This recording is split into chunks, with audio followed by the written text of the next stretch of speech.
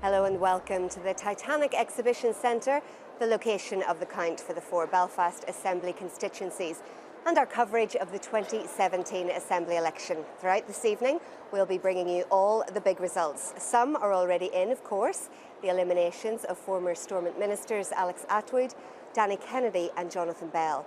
Those are some of the big surprises so far. As the party leaders are concerned, Michelle O'Neill secured victory in Mid-Ulster, while in Fermanagh, South Tyrone, Arlene Foster was elected within the last hour. Earlier in the day, the Alliance leader, Naomi Long, retained her seat in East Belfast. The real drama, though, may be just starting to develop. Over the next few hours, we will get a much better idea of party strengths, where the transfers are going, and the names of some of the big winners and losers. We'll hear from Mark and his guests in the studio in a moment. First, let's hear from some of our reporters at the count centres, starting with Gillian Fowler in Omagh. Well, we're waiting for the results of the final stage in Fermanagh and South Tyrone, the transfer of the SDLP's Richie McPhillips votes. The big story here, of course, Arlene Foster topping the poll. No real surprise there, but maybe what was a surprise was she didn't reach the quota on first preference votes, just around 232 votes short. She received transfers in the second stage and was deemed elected. Now, we've asked Arlene Foster for an interview, but we've been told that so far she won't be speaking to the BBC. And she's actually spent much of the day here in Omagh, away from the media, inside a conference room or otherwise down in the count hall behind me. So we haven't heard any reaction yet from the DUP leader, and we'll wait to see if she does decide to speak to us later on this evening. Now, the final stage is crucial here because depending on where the SDLP transfers go will depend on who wins the final seat. So far, the Ulster Unionist Rosemary Barton, she's done very well on transfers and she could secure that seat ahead of Sean Lynch from Sinn Féin, an outgoing MLA. He has been lagging behind his party colleagues, Michelle Gildenew, and a new candidate, Gemma Dolan, and is set to miss out. Meanwhile, Maurice Morrow, also of the DUP, he should also retain his seat. Over in West Tyrone, things have been going a little more slowly. We've had 3 results quite early on. Sinn Féin's Barry McElduff and Michaela Boyle were deemed elected, along with the DUP's Thomas Buchanan. Sinn Féin polling very strongly in West Tyrone on a turnout of 69%. They received over 21,000 votes. That's the situation here in Omagh. Let's cross now to Foyle and Kieran Turish. Thanks, Julian. Well, the count is continuing here at the Foyle Arena for East Londonderry and the Foyle constituency. Now, what has been the story of the day? Well, it's really been the strong performance of Sinn Féin. For the first time ever, Sinn Féin has outpolled the SDLP in first preference votes. And who would have thought that in a place that was once the heartland of John Hume, the former SDLP leader? And what that has resulted in is that Sinn Féin have retained their 2 seats, and they're saying that that has vindicated the position of Martin McGuinness and the stance that he took to collapse the Assembly. For the SDLP, Colm Eastwood, the leader, has just been elected in the last hour or so, and he's expected to be followed shortly by former Minister Mark H. Durkan. Now, who are the losers? It's looking likely at this stage, because he has all but conceded defeat, that's going to be Eamon McCann, one of the shortest political careers on record, some 7 or 8 months. It's looking that he will likely that he will lose his seat, barring, as he says, a dramatic turnaround. And the DUP sitting MLA Gary Middleton is expected to pick up the last seat here in Foyle. Now, over in East Londonderry, Sinn Féin are polling well and expect that they may well take another seat. The DUP could well be down a seat, and you always have to add the caveat that it's all to play for and it's still very early days. Who could be the loser? Well, it could well be John Dallett, the SDLP veteran who was making a political comeback. He could be losing out this time around in East Londonderry. But the outgoing Justice Minister, Claire Sugden, she says she's quietly confident that she will do well and could retain her seat. David Maxwell joins us now in Belfast. Yes, indeed. Well, the biggest story here this afternoon so far, of course, has been Alex Attwood in West Belfast, losing the seat for the SDLP there. Of course, he held on last time by the skin of his teeth, but not this time. And I don't think we need a crystal ball to know now what the results will be in West Belfast. Very likely to be 4 Sinn Féin seats there, and Jerry Carroll for People Before Profit. He has already been returned in that constituency. Now, looking at North Belfast, no one has been returned there so far. The only Belfast constituency which hasn't declared for anyone yet. Jerry Kelly was returned last time in the first round, but no one so far. We would expect him to get elected, and they seem confident, Sinn Féin seem confident that Carol McKillen will follow him in. Nicola Mallon also not to be ruled out in that constituency. And of course, if there were to be 3 nationalist seats in North Belfast, remember there are 3 DUP seats there at the moment, that would knock out a DUP representative. And I have to tell you that some are saying that Nelson McCausland is talking like he has already lost his seat there. That would be very significant for the DUP. Looking to East Belfast then, the DUP really, everyone you speak to from the DUP saying that they expect to lose a seat there. That will be between Robin Newton, of course the Speaker during the last Assembly, and David Douglas, who replaces his father Sammy Douglas, or at least stands in his place. It's very likely that David Douglas will be more transfer friendly when it comes to the transfers of John Kyle, the PUP representative, when he is eliminated. And then looking at South Belfast, of course, that's really a rainbow constituency. Last time around it had 5 political parties represented there. Marcin O'Muller, the only candidate elected there so far for Sinn Féin. We expect the SDLP and Alliance probably to follow him in, given the numbers at the moment. The race for the last 2 seats are going to be between the 2 DUP representatives and Claire Bailey of the Green Party. So we wait to see what that will be. But there is a potential in Belfast, it has to be said, and I stress only a potential, that 3 out of the 4 seats that are to go could be DUP seats. That would be very significant indeed. I now hand you to my colleague Stephen Walker in Bangor. Well, it's been a very good day for the DUP here in Northdown and Strangford seats. In Northdown, they took 2 seats as expected. In Strangford, it looks as if they're on course to take 3. Remember, they moved Peter Weir from Northdown into Strangford. They faced a threat from Jonathan Bell, but that threat never materialised. So it looks as if the DUP will take 3 seats in Strangford. Bit of a tussle for that final 5th seat with Philip Weir from the Philip Smith from the Ulster Unionists, but it looks as if the DUP will get that. Strong showings from the Alliance and from the Greens, but a really disappointing day for the Ulster Unionists. It doesn't look, as I say, they will get that 2nd seat in Strangford, which puts further pressure on the leadership of Mike Nesbitt. Mark. Stephen, thank you very much indeed. Welcome back to our studio here in Broadcasting House in Belfast for our continuing coverage of the results for the 2017 Assembly election. Doesn't seem so long since we were here around the same table, not so very long ago, last May, just 10 months ago, having not hugely dissimilar conversations in some respects, but in other respects an awful lot has changed in that relatively short period of time. Let me introduce my panel, a few fresh faces for you. Fionnuala, a very fresh face. Fionnuala O'Connor, regular commentator on our airwaves. Good to see you. And Alex Kane, of course, fresh-faced. Well, bearded. Fresh face, yeah. Underneath here, there's a fresh face. Is there? Right. Good to see you again. Junior Ruan has rejoined us, former Sinn Féin MLA for South Down, of course. Welcome back. And Stephen Grimson also rejoined us. He was with us a little earlier. Former head of communications for the executive and former political editor for BBC Northern Ireland, so no stranger whatsoever to this setup.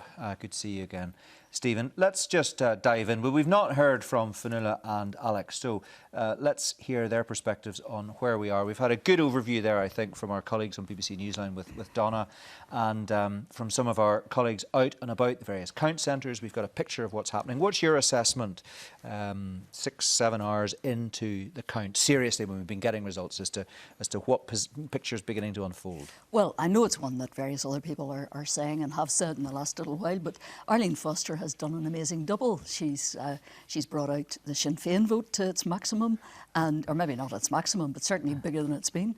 And she's brought out her own vote. So it's a kind of double first. The Sinn Féin should invite her to the next Ardèche. She won't thank you for saying that. She won't, and she probably won't go, I imagine, and she mightn't even like being asked. But, you know, they could do it. That would be show respect.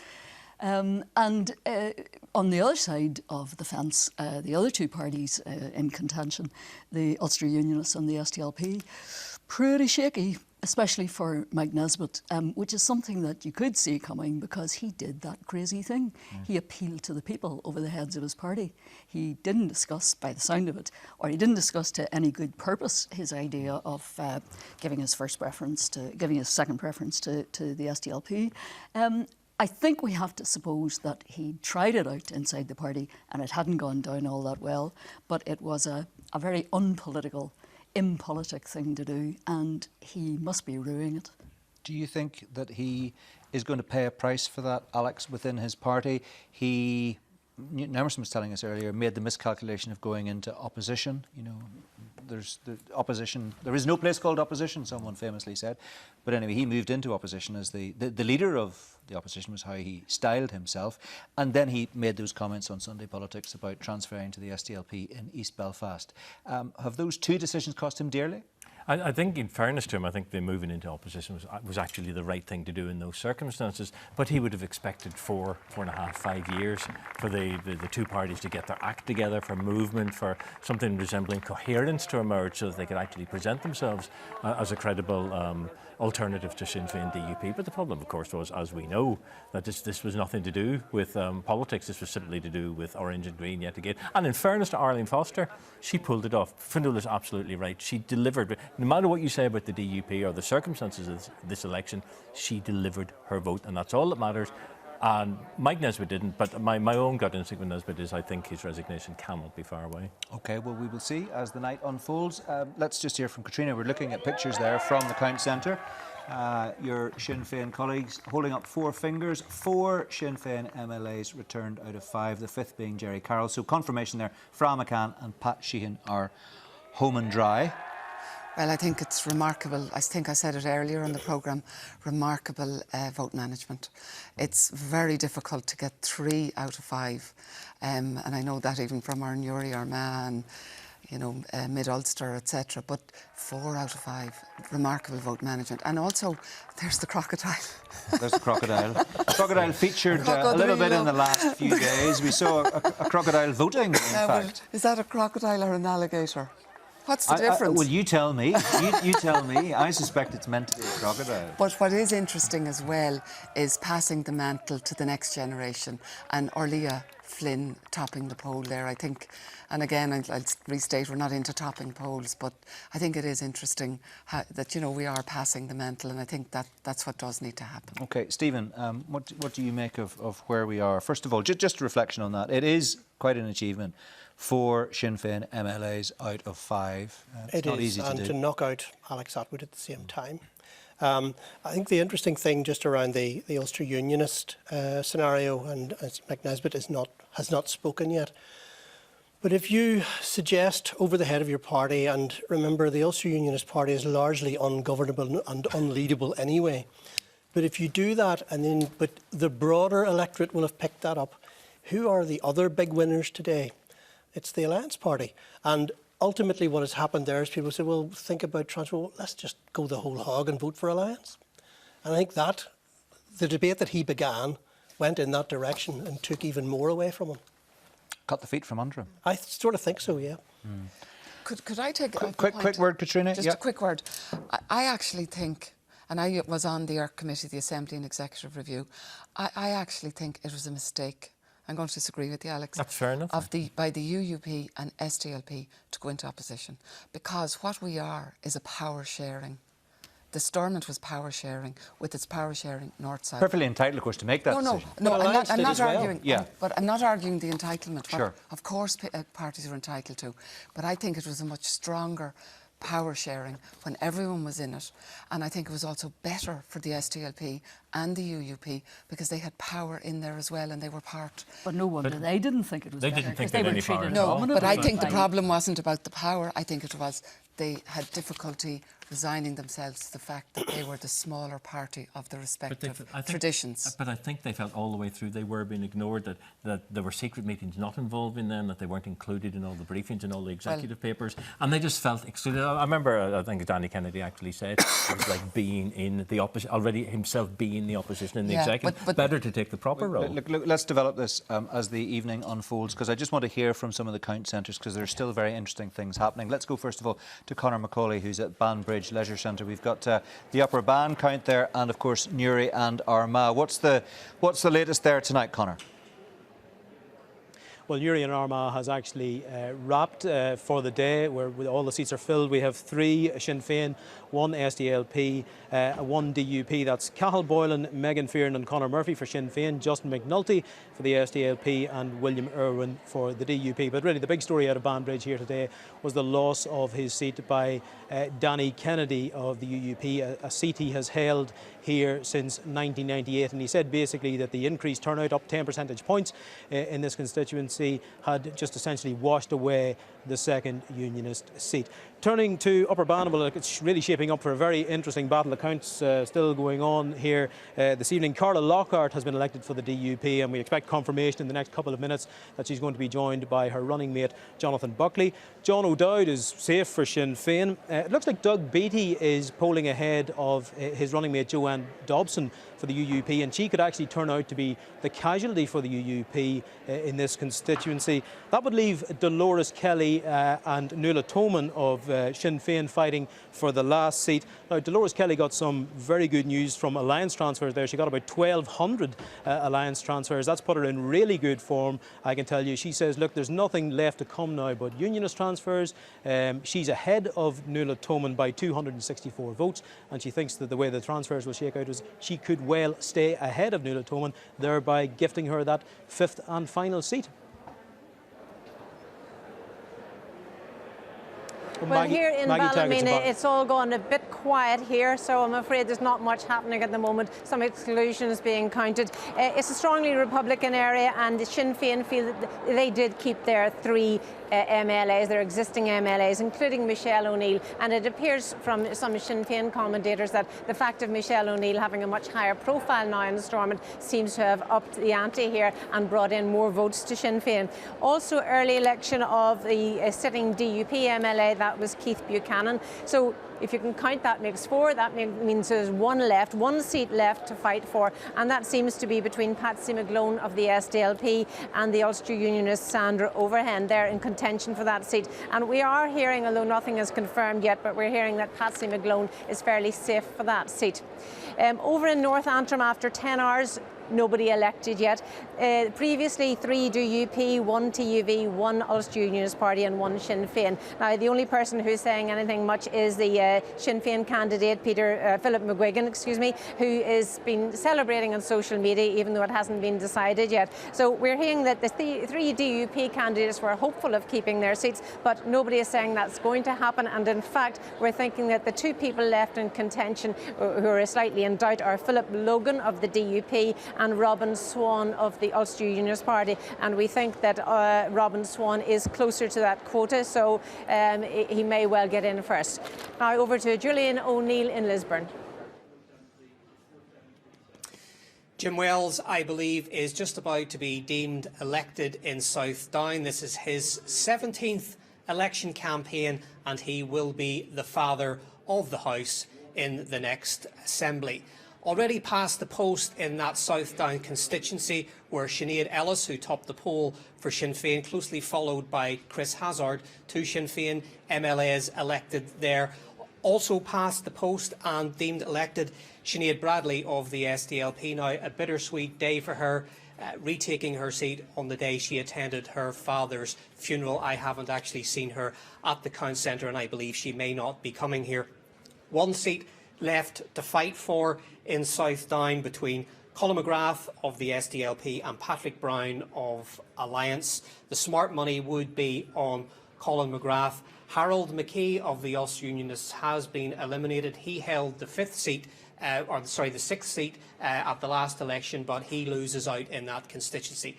Things running a lot slower in Lagan Valley, which is also being counted here at Lisburn. Just 1 candidate so far elected, Paul Given of the DUP, who for the 2nd election in a row has topped the poll. Now, I expect Edwin Poots, his running mate, to also be elected. Trevor Lunn has polled very well for Alliance here, almost doubling his vote. He too is likely to be elected. The fifth and final seat, I should say that Robbie Butler of the Ulster Unionists has polled well, and he is likely to get in as well. That leaves a fifth and final seat up for grabs between two outgoing MLAs. Brenda Hale of the DUP and Jenny Palmer of the Ulster Unionists. The DUP were very hopeful at the start of this day that they would hold their three MLAs in this constituency. That doubt has crept in the course of the day. They're not now so confident. And I'm even hearing from the SDLP that they feel that they may be in with a shout on that fifth seat based on transfers. But in all likelihood, it will be a runoff between Brenda Hale and Jenny Palmer. Over now to Ita Dungan, who is watching things closely in Newtownabbey. Yes, here at the Lagan Valley Centre, there's a bit of a tea time lull. I've spoken to a few people who are off for a spot of lasagna in the canteen. This is where the South and East Antrim counts are happening. First to South Antrim, and we've two people elected here. The first person to be elected was Declan Kearney. He came out first. On the second round, with more than 7,000 votes. The next down was the Ulster Unionist candidate, Steve Aiken. We're just at the next stage now, and the elimination of the SDLP's Roisin Lynch. Those transfers are going to be distributed, and David Ford says that he's feeling optimistic that he'll be next in line for a seat. Now, there's no DUP MLAs elected here so far, but they are fighting for two. There's three candidates, and they're fighting for two seats. That's Paul Girvan, Pam Cameron, and Trevor Clark, and there's quite a bit of nervous energy, I think, amongst that group of DUP candidates. In East Antrim, we have already got 4 seats filled. We've just heard that the DUP's Gordon Lyons has been elected. He was earlier, his colleague, the DUP's David Hilditch, was elected on the second count. He was the first elected here. Next up was the Alliance's Stuart Dixon and the Ulster Unionist Roy Beggs. Now, there's 1 seat left, and Sinn Féin's Oliver McMullen is still there now. He is vulnerable and only got 8 transfers in the last round, and that remaining seat could be the Ulster Unionist John Stewart. Still a lot to play for here in Newtownabbey. It's now back to the studio. Ida, thank you very much indeed. We're just looking at some of the numbers here, and they do make for very interesting reading. Stephen Grimson, when you look at the growth in the DUP vote, it's interesting. On last May, 23,000 up. Sinn Féin vote up 57,000. Yes, and the really interesting figure, though, is the difference in the popular vote between the DUP total. They topped the popular vote, but Sinn Féin are just under 1,200 votes behind them now. And as Monty Python used to say, that's a wafer-thin majority. And no one would have predicted it to be that close.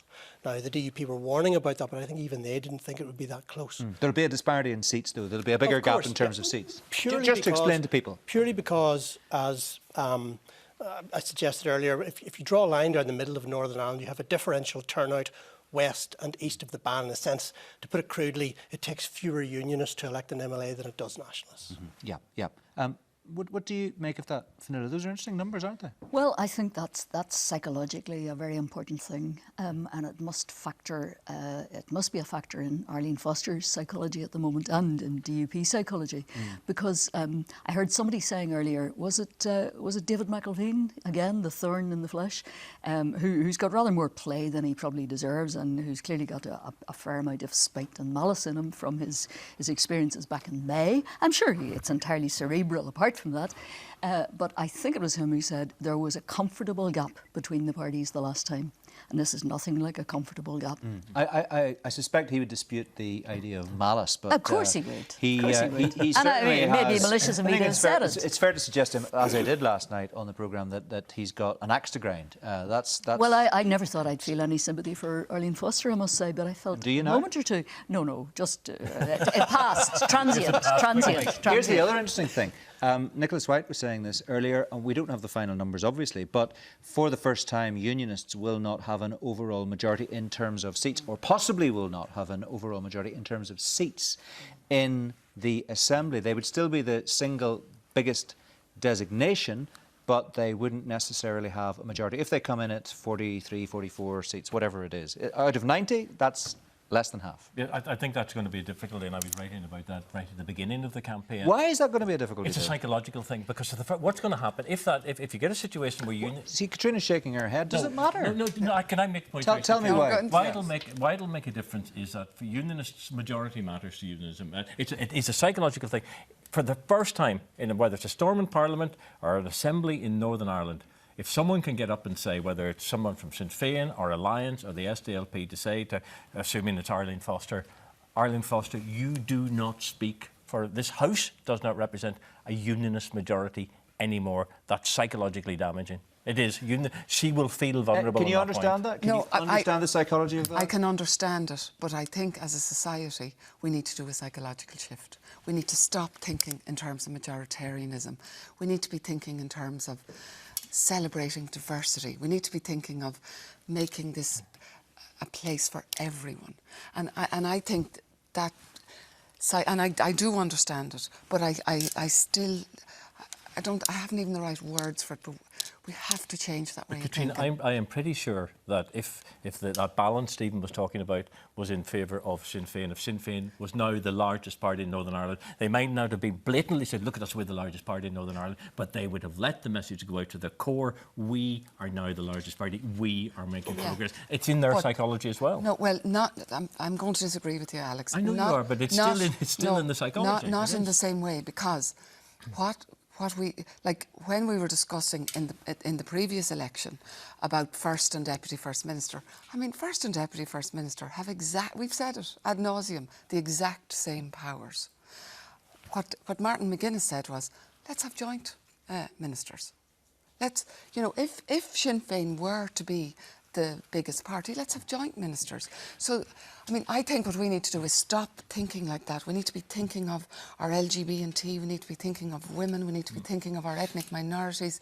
We need to be working together to build a better island. In my case, a better island. In the case of unionism, as they would see it, a better place for us all to live in. But there are bound to be some people sitting in Connolly House saying, we can kick on from this. Yeah. We're really close now. And is that what's likely to be spooking some unionists then? The prospect more of that? Than some. Okay, right. All right, interesting point. Thank you very much indeed for now. We'll come back to this in due course. Just before tea time today, we heard, of course, from Alex Attwood of the SDLP, who lost out in West Belfast. He was an MLA there since 1998. A short time ago, he spoke to people gathered at the Titanic Count Centre.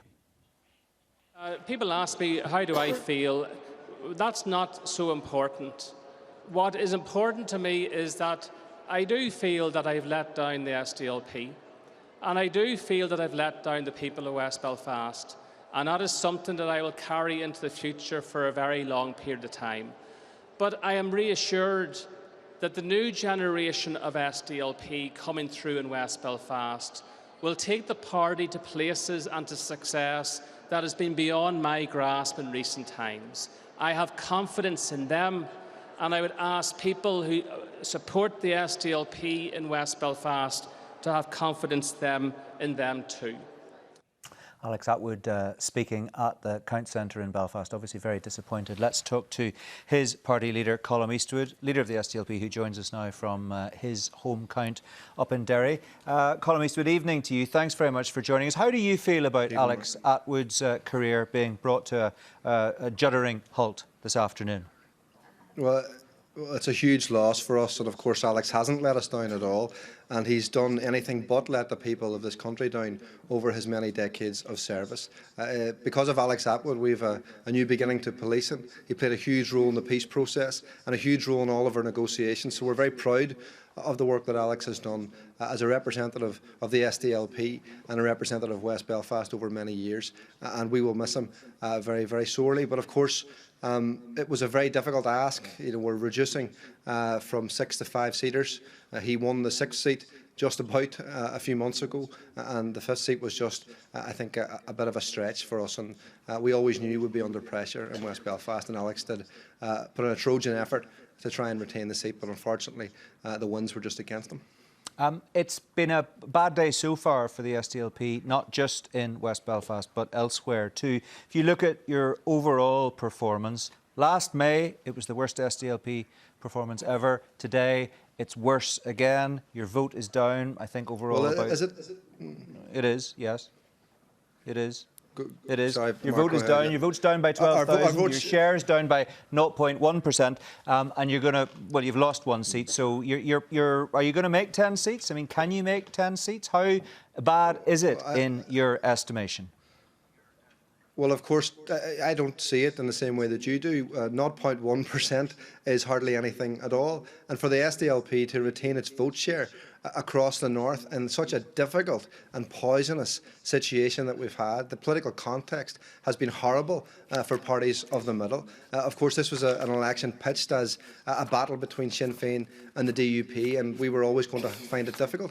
But of course, 10 seats would be proportional to what we have right now, given the fact that we're reducing the number of seats in the Assembly. I don't think we're very far away from 10 seats, and people like Dolores Kelly are doing very, very well to hang in there, and I think she'll take a seat at the expense of Sinn Féin and Upper Bann.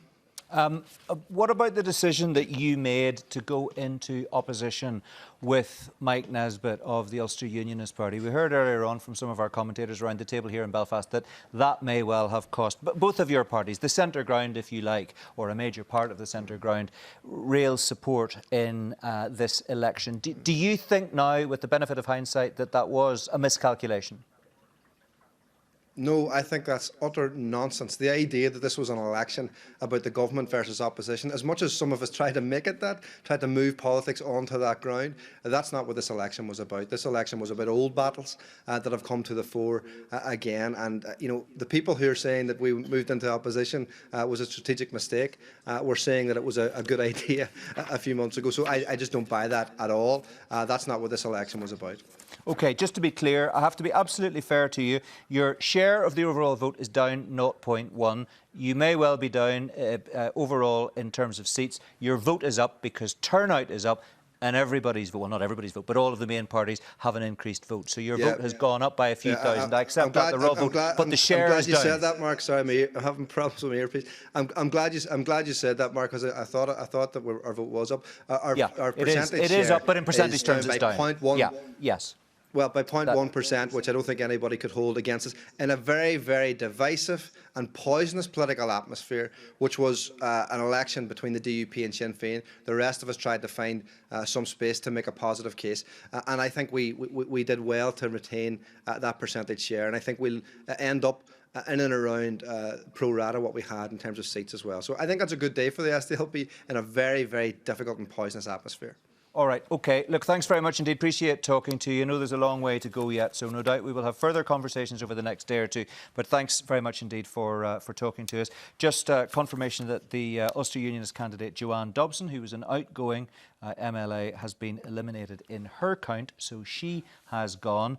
That's Upper Bann. There was a lot of speculation that Doug Beattie, who was a running mate, could be under pressure, but in actual fact, Doug Beattie is still hanging in there, and Joanne Dobson has gone in the battle for the 5th seat there. That is significant. That's another bad bit of news for the Ulster Unionist Party leader, Mike Nesbitt. Let's hear more from Mark Devonport, who's looking at the overall picture for us. Mark.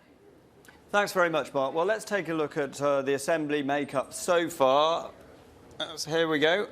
With 42 of the 90 seats declared, we can see Sinn Féin there on 18. They've really put in a quick start to this race. Nicholas, any idea of what they might end up on? I think Sinn Féin are looking at a final total between 26 and 28. Depends a bit on whether they can make a gain in the East Londonderry, whether they can hang on to their second seat in North Belfast. But so minimum 26, maximum 28. Now, the DUP at the moment are trailing them in terms of numbers of seats on 13, but we reckon they'll make up that gap. They'll at least make it up. I think minimum for DUP 28, maximum 29. My uncertainty there is whether they can hang on to their second seat in Fermanagh and South Tyrone. Alliance Party 4, at the moment, they're in third position. They can't possibly hold on to that, can they? No, well, it's. I think third is unlikely. Fourth is not impossible. They should double that to 8. There's outside chances in, I can't believe I'm saying this, both South Down and North Belfast. Outside chances, but nonetheless there. 8, I think, is probably the most likely figure. And we can see the poll figures there for the Ulster Unionists and the SDLP. Let's just have a look at some of the faces that are joining the Assembly and some who will be lost from the Assembly. First of all, some new arrivals. Jonathan Buckley up at Ban. He took over a seat vacated by Sidney Anderson. He's a local councillor. He polled, I think, pretty well behind Carla Lockhart. And DUP consolidating their domination there. Right, and then on the Sinn Féin side, we've got Alicia McCallion, obviously former mayor in Derry, taking over the seat from Marla McGuinness, and Sinead Ennis, who was only pipped by her party leader, Michelle O'Neill, in terms of piling up those votes, more than 10,000. Most impressive performances from both new candidates, replacing well-known, long-standing local figures. And then some of the MLAs that will not be with us any longer. And Jerry Mullen, he stood as an independent against his party in East Londonderry, and he looks like he's done some significant damage to the SDLP there. Yes, outgoing SDLP MLA, and it looks like because of the confusion between the two candidates, the SDLP will lose that seat in East Londonderry. And Jonathan Bell in Strangford, he was obviously at the centre of the RHI storm, but he didn't do the DUP maybe as much damage as he would have hoped in Strangford. No, clearly not, and he didn't do himself too many favours either. He got 1,500 votes in the end, I think. And just moving along there, the SDLP, obviously we've said it's been pretty bad for them. A couple of veterans there, Alex Atwood in West Belfast, and also Richie McPhillips now losing out of Manor. Both of those were real squeakers last time, and Richie McPhillips really won because the Sinn Féin has misbalanced their candidates. I said veterans. Richie McPhillips only got in last time. Alex Atwood is a significant loss for the SDLP. And obviously bad day for the Ulster Unionists. We just heard there about Joanne Dobson, a bit of a surprise that she didn't poll better than her running mate Doug Beattie, but also she now joins Danny Kennedy and Harold McKee. Indeed, and you know, if there's to be an Ulster Unionist leadership election in the short term, the number of potential candidates has drastically reduced. Okay, Nicholas, thanks very much. So a lot of human drama in those households with all the comings and goings at the new Assembly.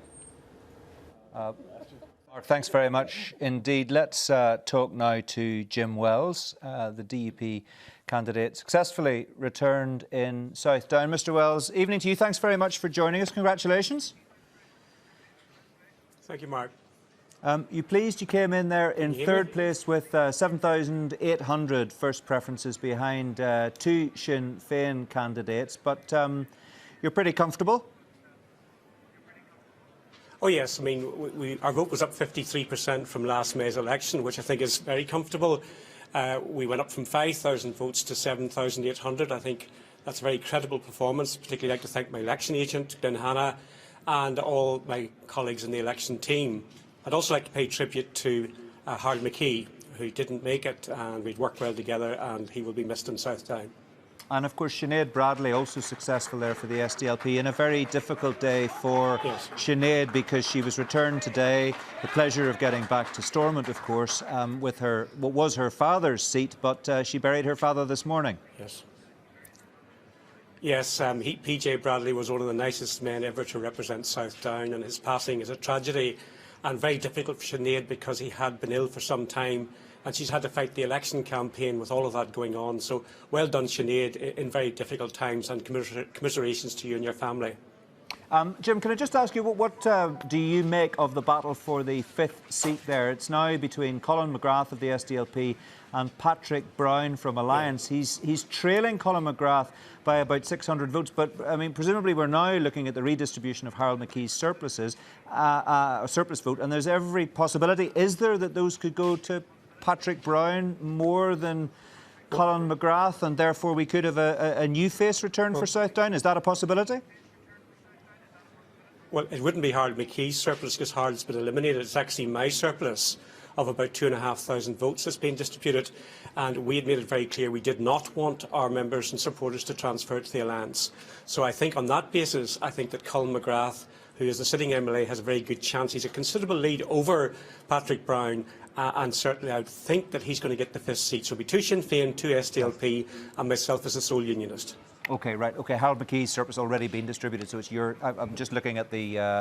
You're in there. Harold McKee you're never had on a the surplus. fifth stage. There are so many columns and so many boxes and so many numbers here. I misread that. You've just got in. Sinead Bradley got in, of course, just a little bit ahead of you on the third stage. So that's interesting. So that would mean Colin McGrath would be home. Patrick Brown probably not successful. Any idea what sort of timescale we're looking at down there at all? Have you got a sense of that, Jim? Well, there's still a distribution of Chris Hazard's surplus, which is about 600 votes.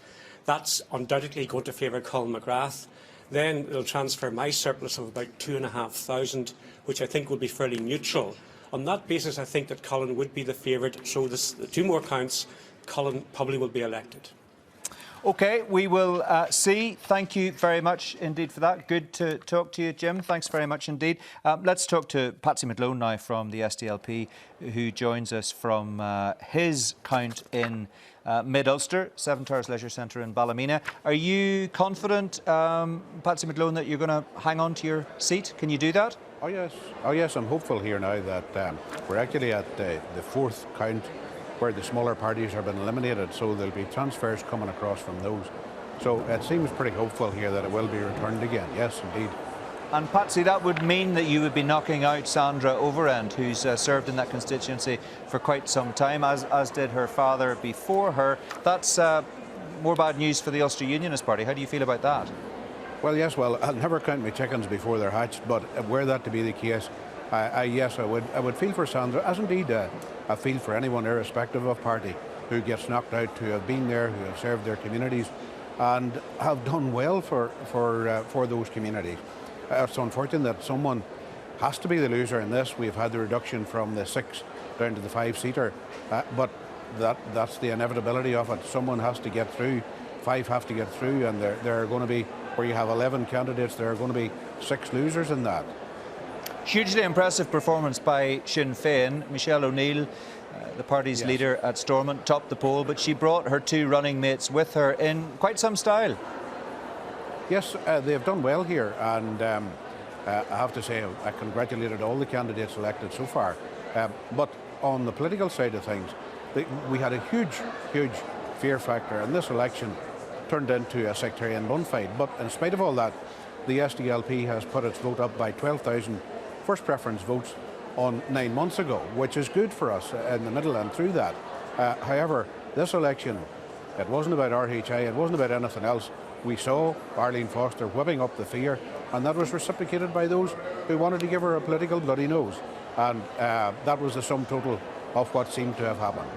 How do you feel about the broader message from the electorate today, particularly towards the Ulster Unionist Party and, of course, your own party, the SDLP? That decision to go into opposition in the middle of last year, many people are saying this evening, could now be judged to have been a mistake. You've been rejected at the ballot box by the electorate. Well, it has been a mistake that added an extra 12,000 votes to us in a period of 9 months. So I don't know whether you could call that a mistake or not. Certainly, I wouldn't look at that as a mistake if you're adding another 12,000 votes to your first preference tally and overall. Well, your overall share's down, and in terms of your seat tally, Patsy, which is the critical thing, it's probably not as good as you would have hoped it would be. Well, that depends. We'll wait. We never, these things, wait until the final count comes and we see, as last year, I think I heard the same refrain from one of your colleagues. It's looking good for us in Upper Bann there, where Dolores Kelly has polled well, and hopefully she'll be back. We're also in with a shout in Lagan Valley with Pat Catney. So just let's wait until we see the final result in all of this. But emphasise again, we have put our first preference vote up by 12,000, and that's no mean feat.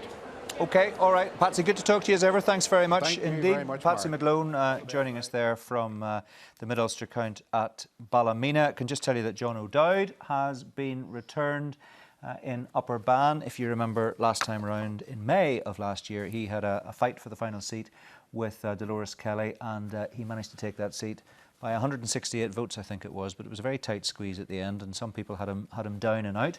But he won through, a lot more comfortable for him today on the 5th stage. So 3 returned in Upper Bann. Carla Lockhart for the DUP topping the poll, John O'Dowd, Jonathan Buckley from the DUP, and Patsy was saying there, the battle for the fourth and fifth seats between Nuala Toman of Sinn Féin, Doug Beattie of the Ulster Unionist Party, Joanne Dobson, his running mate, is out, and Dolores Kelly, who retired last May after defeat but is now back in the frame. Interesting stuff. We've been joined around the table by two new faces. Nigel Dodds, the DUP MP for North Belfast. Nigel, welcome to you. And John McAllister, former Ulster Unionist and former NI21 and former independent representative for South Down. Such a build-up there. Well, I got to pick up first of all on South Down. We were just talking to Jim Wells. How do you see the numbers stacking up there? You'd have a pretty good handle on that. Do you think that it looks pretty safe for Colin McGrath at this stage? I wouldn't say pretty safe, because I suppose it's several things. Jim was talking about his surplus, and that's true. But don't forget, the core of those votes will be Harold McKee's elimination, so they will move at full value. So you don't just know where that could go. I mean, it is still, I think it still probably favours Colin, but I mean, it's a remarkable performance by Patrick Brown in the Alliance Party. 10 years ago, when I was elected to the Assembly, the Alliance vote was on about 600 to 700, and now he was on 4,500 first preference. That's a remarkable turnaround in 10 years. Mike Nesbitt confirmed elected in Strangford, and Michelle McIlveen. So Mike Nesbitt has got a seat, but he beat you for the leadership of the Ulster Unionist Party. So you've got a history with him. You're not the best of friends. I think there's no secret about that. We're very close friends, Mark. Really? That's news to me. I mean, I'm not saying that you're sworn enemies, but you're not the best of friends. Well, we're not looking. But how do you feel about his day today? Because it's not looking great for the Ulster Unionist Party. He's having an awful day, but it's what I warned about for a number of years now, both inside and outside the party. You have to decide what it is your party's about. Are you doing unionist unity? Are you doing opposition? I wanted, as people like Alex will know, in 2012, almost 5 years ago this month, I wanted to take the party then into opposition. I didn't want to bring down the institution. I wanted to say, no, we want to go that direction, and no to unionist unity. Mike wanted to go a different way, and what hasn't been clear over those years, and he's paying the electoral price. 2013 did a deal in mid-Ulster on what I would have called a hopeless seat and pointless. I resigned from the UUP at that point. But you have to decide what it is your party's about, and until they do that, and that's not entirely Mike's fault. Part of that is that the party has never decided what it wants to do either. Okay, interesting to get your perspective on that. We'll come back to that as the evening unfolds. Nigel Dodds, welcome to you. What are your initial thoughts about your party's performance this time round? Well, given all the predictions and all the commentary leading up to this election, I think it's been a remarkable performance. Our vote has held up extremely well, and I think Arlene and all those around her deserve enormous credit for the way in which she has withstood so much that has been thrown at her, and the way in which the party has come through this. Okay, the vote is down 1% or so, but that's given the scheme, yes, given the barrage of criticism and the maelstrom in which people said we were caught up in. I mean, I think it's a remarkable performance. And look, what's coming out of this election is very, very clear. There are two parties now. The Sinn Féin, very strong mandate. The DUP, very strong mandate, indeed a slightly stronger mandate. And what we need to do now is to work together to move Northern Ireland forward. It's very clear that the people have spoken yesterday in the election, and they have made it very clear that in terms of unionism, the DUP speaks for the unionist people, and they've made it very clear in terms of the nationalist Republican community that opposition, the SDLP position and all the rest of it is not something they want to go forward with. They want to get moving forward in terms of the executive. So I think what we need to do now in the coming days is to sit down, work out how we can get this province moving, get the Assembly up and running, get the executive back, because I don't think that the people yesterday were voting in favour of opposition. The idea that parties exist in order to go into opposition, and I have a greatest of respect for John and everything that he has done in politics, and he knows that. But I think the idea that you go into politics offering to people opposition, that you don't want to take power, that you don't want to take responsibility, is something I think that is a I don't think grave anybody did mistake. do that. I mean, that's not what Mike Nesbitt said. Well, I think that it's very clear that people knew when they were voting for the SDLP and the Ulster Unionists that really effectively they were voting for people that were going to be in opposition, because no matter what people were saying... Well, they thought if enough people voted comments, for them, they'd be in government, and hopefully you'd be in opposition. People knew, as they voted in this election, that the idea that, you know, it was going to be an SDLP, Ulster Unionist government, and that the DUP and Sinn Féin were going to be in the out, it was nonsense. People knew that. And I think it goes back to this sort of mixed messages and all the rest of it. We have a system in Northern Ireland of mandatory government, and people have got to make up their minds if they're going to play a role or if they're going to opt out. Right. Can I ask you for a response to something that Fionnuala said earlier, which is that Arlene Foster is to be congratulated on a fine performance as far as the DUP is concerned. She mobilised the DUP vote, but also she deserves congratulation for mobilising the Sinn Féin vote. Yes, and it's a good soundbite, but the reality is that nobody expected the DUP to do as well as we've done. Sinn Féin can speak for themselves and will speak for themselves in terms of their vote. And but maybe some of Arlene's comments helped to galvanise that Sinn Féin vote. That's the point. Equally, it can be said that Michelle O'Neill going and eulogising IRA murderers in West Tyrone galvanised people on the unionist side. We can say these things. Of course we can say these things. People notice what goes on each side of the community, but don't underestimate how unionists feel when they see the leader of Sinn Féin in Northern Ireland eulogising murder. I mean, that has an effect in the unionist community as well and galvanises people, just as, you know, people, when the Ulster Unionist leader, when he says, look, transfer to nationalists, you know, we don't want to actually increase or help other unionists get elected, that has an effect within the unionist community too, and that has to be borne in mind. Right. I'll come back to you again very shortly, but I just want to park that for a moment because I want to hear from Tara again, who's got some guests, I think, at the Titanic Exhibition Centre in Belfast. Tara. Well, Mark, yes, we may not be able to get an interview with Arlene Foster in the BBC today, but we do have some pictures that Brian John Spencer has done for us today, some of the cartoons that he has been working on. Do you think, John, the one on the left with, you know, with the rope sort of saying that she may be taken down, I mean, that's premature now, isn't it? Or it's out of date, in fact, because she'll probably survive as leader. I think she will survive as leader. I think the DUP have done just enough. They've come ahead of Sinn Féin in the popular vote. They're probably going to lead Sinn Féin in terms of the number of assembly seats. We're not going to have a tie, I don't think, in terms of either party seats or block designations. So I think she's probably done just enough. She's certainly not the commanding figure that she was in May 2016, but Arlene Foster will claim a renewed mandate today.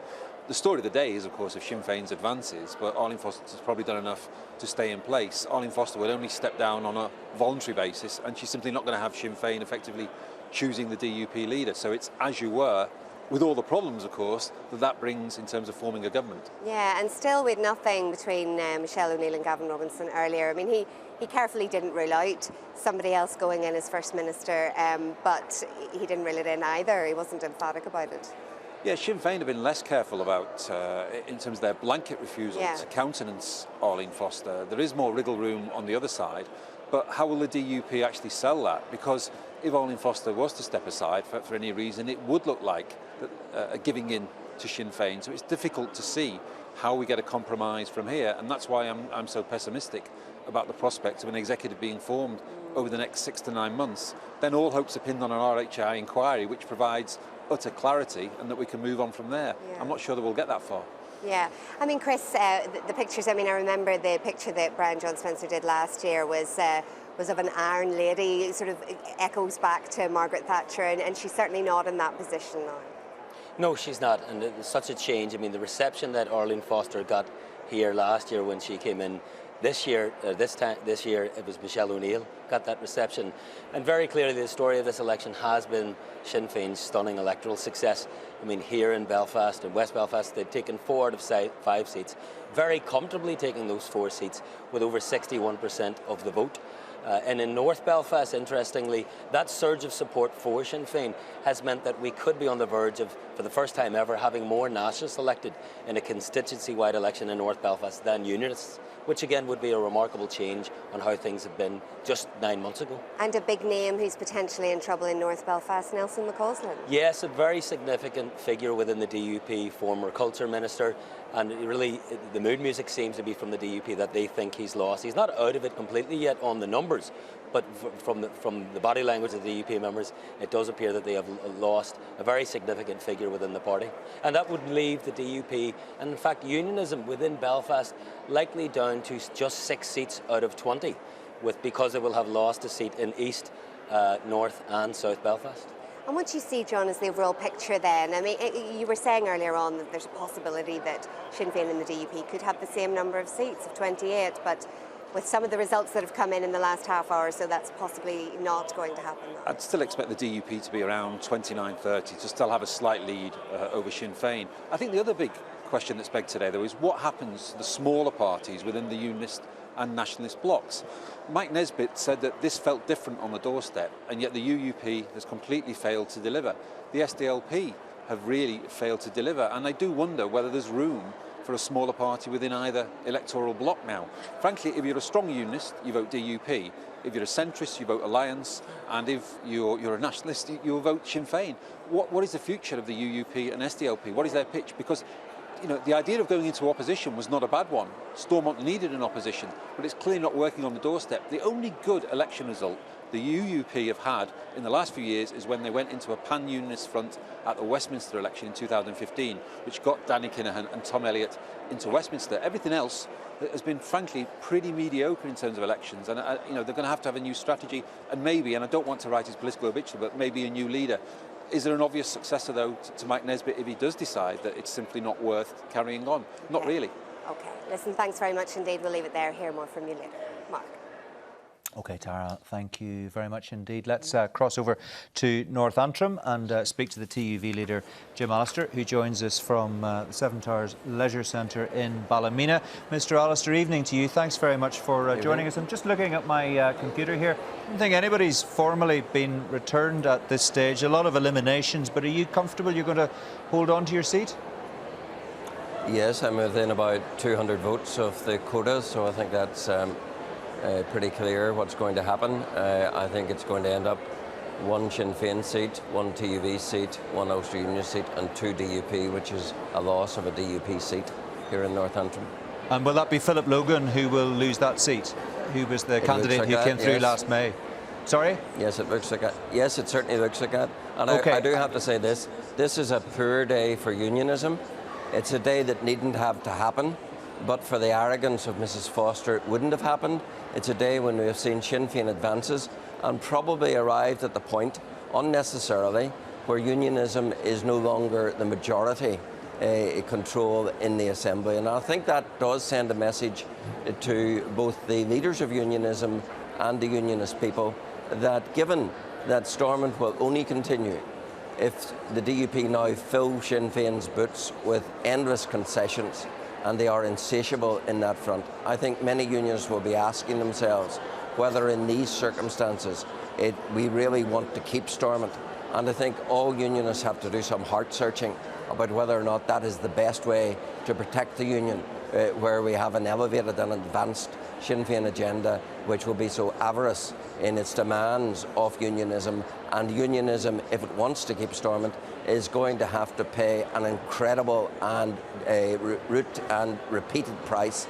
And I do question whether that is in the interest of unionism. Well, you've questioned how Arlene Foster has handled the situation, and you say she bears some responsibility for what has happened for Sinn Féin's advances. How could she have stopped that? How could she have prevented Martin McGuinness's resignation? Because it seemed the only thing she could do was to step aside to stop that happening. And if she'd done that, you'd have been the first person to say she was dancing to Sinn Féin's tune. Well, of course, I would roll it, but I would roll it back much further than that. The DUP, by bringing Sinn Féin into government, created the crocodile scenario, and of course they've had to feed it ever since. And as that crocodile has grown stronger and more avarice and demanding, then so the daily diet increases. That's, I think this day was coming. It's come sooner than need be because of the courtesy of the DUP advancing Sinn Féin in government. And of course, they are eager to do it again because we hear them talk about wanting to get back into the executive. They want power above all else, but this is power at the cost of paying the Sinn Féin price, and it's pretty clear the Sinn Féin price is becoming increasingly and unsustainably high. So that's why I say unionism needs to consider if doing that is any longer in their interest. OK, good to talk to you. Thank you very much indeed. We'll keep a close eye on the count as it unfolds there in Ballymena. Jim Allister, the TUV leader, confident that he's going to hold on to his seat. Now, as we know, it's been a pretty bad day for the Ulster Unionist Party, and Harold McKee in particular, elected in Southdown just last year, has been eliminated. He spoke to our reporter Conor McCauley just a short time ago. I, as an MLA, just for, say, 9 months, enjoyed doing what we're doing in the Agriculture and DR Committee. And I worked closely with fishermen, and they all knew it working for them. So, despite all of that, you know. Is it fair to say that RHI did not impact on the DUP vote in Southdown? RHI was not really mentioned as much as had it been, and I think, you know, I don't know what, obviously a massive turnout by the National Republican movement particularly, who ferried people into the polling stations by bus, so made sure they were making a special effort. Your party leader, Mike Nesbitt, will come under a lot of scrutiny off the back of the election result across Northern Ireland. What do you feel his position is this evening? Well, that's probably not for me to say at this present time, but I'm sure there will be discussions around it in the very near future. Has it been, as far as you're concerned, a good enough performance from the Ulster Unionists on the basis of what you know so far? No, well, you can't say it's a good performance when you lose a seat. Is your party leader partly responsible for the performance, do you think? Well, maybe I had a few difficulties till it made it a little slightly awkward for myself to go to the door. I did try to sell, this was me, not Mike Nesbitt standing in Southdown, Harold McKee's in Southdown. I have worked for you in the past, this was me, but it didn't materialise. Well, that was Harold McKee talking to our reporter Julian O'Neill. And we welcome, at this stage, by the way, viewers across the United Kingdom on the BBC News Channel for our continuing Assembly election coverage here in Northern Ireland. Let's hear from Julian Fowler, who is our reporter in Fermanagh, South Tyrone, down there at Omagh Leisure Centre. Interesting developments down there. What's the very latest, Julian? Well, in stage 4, we've just had the election of 2 Sinn Féin candidates, Michelle Gildernew and a new young candidate, Gemma Dolan, both of whom had polled very well. But as expected, SDLP transfers have gone to the Ulster Unionist Rosemary Barton.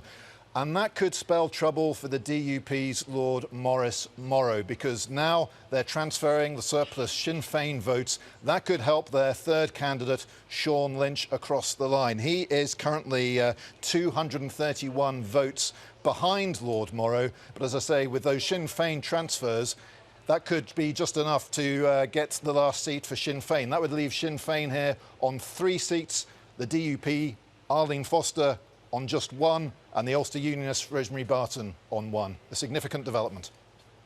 OK, Julian, thanks very much indeed, Julian Fowler in Omagh for us. Let's hear from Gregory Campbell, the East Londonderry MP, who's at the East Londonderry and Foyle count at the Foyle Arena in Derry. Mr Campbell, evening to you. Thanks very much for joining us. You've been keeping a close eye on both of those counts? Yes, very close eye. It's been a long day, and I'm sure it'll be a longer evening. What about Foyle, first of all? I'm not quite sure of the state of play as far as that count's concerned, but Gary Middleton looking good for that 5th seat in Foyle, is he? Well, yes, it's not over the line yet, but a tremendous performance by Gary, given the context of, you know, this sustained diet that we've had for 3 months every day. He not only put the number of votes up that the DUP got, but he put the share of the vote up, given the rise in Sinn Féin's vote in a predominantly nationalist constituency. That's not an easy ask, and he managed to do it, and I think that he will take that seat. What about East Londonderry? It's your own constituency, of course. You had 3 DUP MLAs in the 6-member constituency. It's now a 5-member constituency. Are you going to lose one of those 3 seats? Yeah, well, it was, and we said several months ago, it was a very difficult ask to try and take 60% of the seats, which is 3 out of 5, obviously, with about 33% of the vote. That is an extraordinarily difficult ask to get that, and I think it may be just beyond us. But again, if you look at the votes, we had a very high vote last year in East Londonderry, the highest we've ever had at an Assembly election, and we've exceeded that again and got another 1,400 votes on top of what we received last year, again in the face of a daily onslaught every day since early December. So it was an exceptional result in both constituencies in the North West. And as far as the overall picture is concerned, we've heard from a lot of your colleagues that Arlene Foster's been under an enormous amount of pressure. But if you come back with in and around the 30 seats and your vote is up a little bit and your share is up 1.1%, I think it is, it won't necessarily have been, well, it'll be far from a bad day at the office as far as the DUP is concerned. The question is, what happens after that in terms of negotiations? Well, I mean, that's what needs to happen. You know, I don't think there were many people who went out to vote yesterday who said, we're voting this way, in whichever box they put their number, in order to have a protracted series of discussions and no government in place, no devolved government in place. People want us to get on with the business of doing government, delivering for them. So that's what we need. We need discussions aimed at that to deliver quickly and effectively for people in Stormont so that they can see some benefit from devolution. That's what they voted for, I believe, in all of their diverse ways, and that's what we need to deliver very quickly. All right, we'll leave it there. Gregory, thanks very much indeed. Gregory Campbell, the DUP MP for East Londonderry at the Foyle and East Londonderry count up in the northwest. Just a little bit of news to share with you as far as the Ulster Unionist Party is concerned. 2 bits of good news for that party. Doug Beattie has retained his seat in Upper Bann. We know that his running mate Joanne Dobson was eliminated a short time ago. And here's an interesting one. Alex, your thoughts on this? Again for the Ulster Unionist Party in East Antrim with John Stewart. That's confirmed. Well, I think they'll be very pleased with that. Obviously, you have to set in context with the fact that they've lost seats that they didn't expect to lose. But sometimes it's the little nuggets that make it's a difference between an absolutely catastrophic result and a sort of manageable. But either way, I think it's still a tremendously bad day for Mike Nesbitt. Yeah, and that gain for the Ulster Unionist Party, Catriona Ruane, comes at the expense of Oliver McMullen of Sinn Féin. He has lost out. That count is now completed, so you've lost a seat there. Yeah, and I have to say, I mean, it's very disappointing for Oliver. Congratulations to the UUP, but it is very disappointing, and Oliver was a tremendous local representative. He had been sick but never missed a day in Stormont. I know when I was whip in Sinn Féin, he was one of the greatest team players that we have. So he's a fighter. Okay, all right. And I think Catriona, we need to leave it there. Thanks very much indeed. We're just getting word of a press conference which is happening now in East Belfast with the Ulster Unionist Party leader Mike Nesbitt. Let's just cross over to the Park Avenue Hotel. Mike Nesbitt there coming into the room. A lot of media. I see a lot of cameras flashing. He's joined there by Jim Nicholson, the Ulster Unionist Party MEP, and Lord MP, okay, folks, and his wife Linda. Let's hear what he has to say. A miserable night. I think everybody knows why we're here, so I shall make my statement and leave the stage. I have, of course, been reflecting on the implications of today's results for the party and for me as leader, both in pure terms and contextually. And when I say contextually, what I mean is within the context of the fact that for 3 months I have been criticising another party leader for not taking responsibility for actions that occurred on their watch. So it would be the height of hypocrisy if I didn't take full responsibility for the results today for the Ulster Unionists. And of course, in pure terms, the buck stops here. I led into this election. I was the one who argued it should be a referendum on RHI and on 10 years of the DUP and Sinn Féin leading our executive government. I am the one who suggested that in a normal society, people would vote on performance and that the DUP and Sinn Féin did not earn another mandate. And I'm the one who said this should be Northern Ireland's first post-sectarian election based on the economy and education and health and housing, and that I had a different vision. But the electorate disagreed. They certainly did not give me a mandate big enough for me to feel justified in continuing in this position. So I shall not continue in this position. I have spoken to the party chairman and informed him I will not be allowing my name to go forward for this year's election of party leader. He will call the party officers as a matter of urgency, and they will define the way forward in selecting a successor. I will stay in post until that process has been completed. I want to thank the party chairman and Jim Nicholson, who is also here, all our elected reps, all our staff, all our party members who have given me the most fantastic support over the last 5 years. It has been an absolute honour to have led the Ulster Unionist Party, and a challenge like no other that I've ever experienced in my life. And I will never forget it, and I will be forever thankful. My only regret is that the results seem to indicate that this society is now more polarised than ever, rather than more united in a shared future, which was my aspiration. But we will get there. Someday Northern Ireland will vote as a normal democracy. We will vote in a post-sectarian election, but it is now clear it will not happen during the duration of my political life. But it will happen. My final thought, if I may, is when I was a journalist standing where you are, listening to politicians standing where I am, I used to hear them say they wanted to thank their family, and I used to think, what's that all about? It's only a job. Now I understand what it's all about. And I finish by thanking my family. Thank you very much.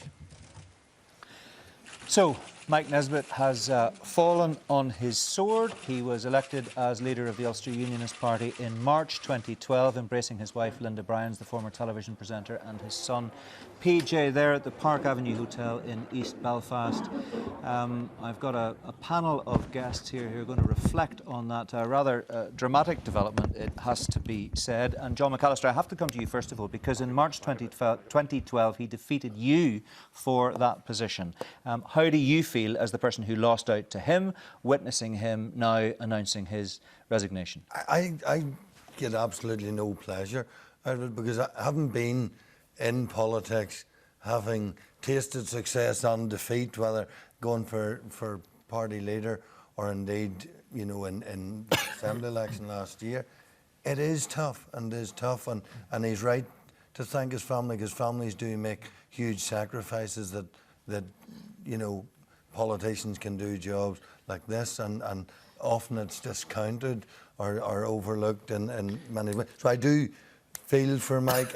I think it's an honourable decision. I don't know that he'd any great choice.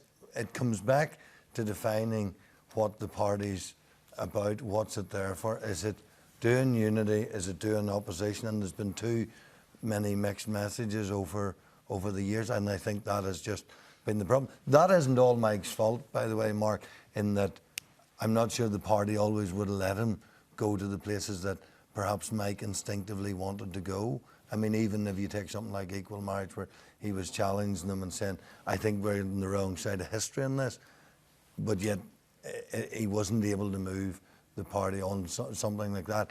Round the issues of the party broadly on things like unionist unity, there are some that in the party that feel much closer to Nigel and Arlene, and some that feel much closer to Naomi Long, and that's been the problem, getting that ground carved out. So, but on a personal level, I do feel sorry for Mike having to do that, and I think it's a brave and courageous thing to announce, and particularly on a day that he's had a dreadful day. He's had a pretty dreadful day. He described it as a miserable night. I think he might have been referring to the weather, but a miserable night, certainly as far as the weather's concerned, and certainly as far as the end of his political career is concerned.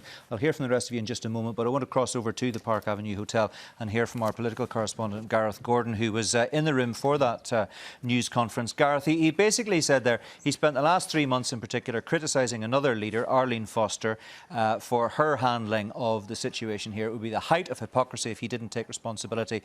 Now, for his party's poor performance, the buck stops here, he said.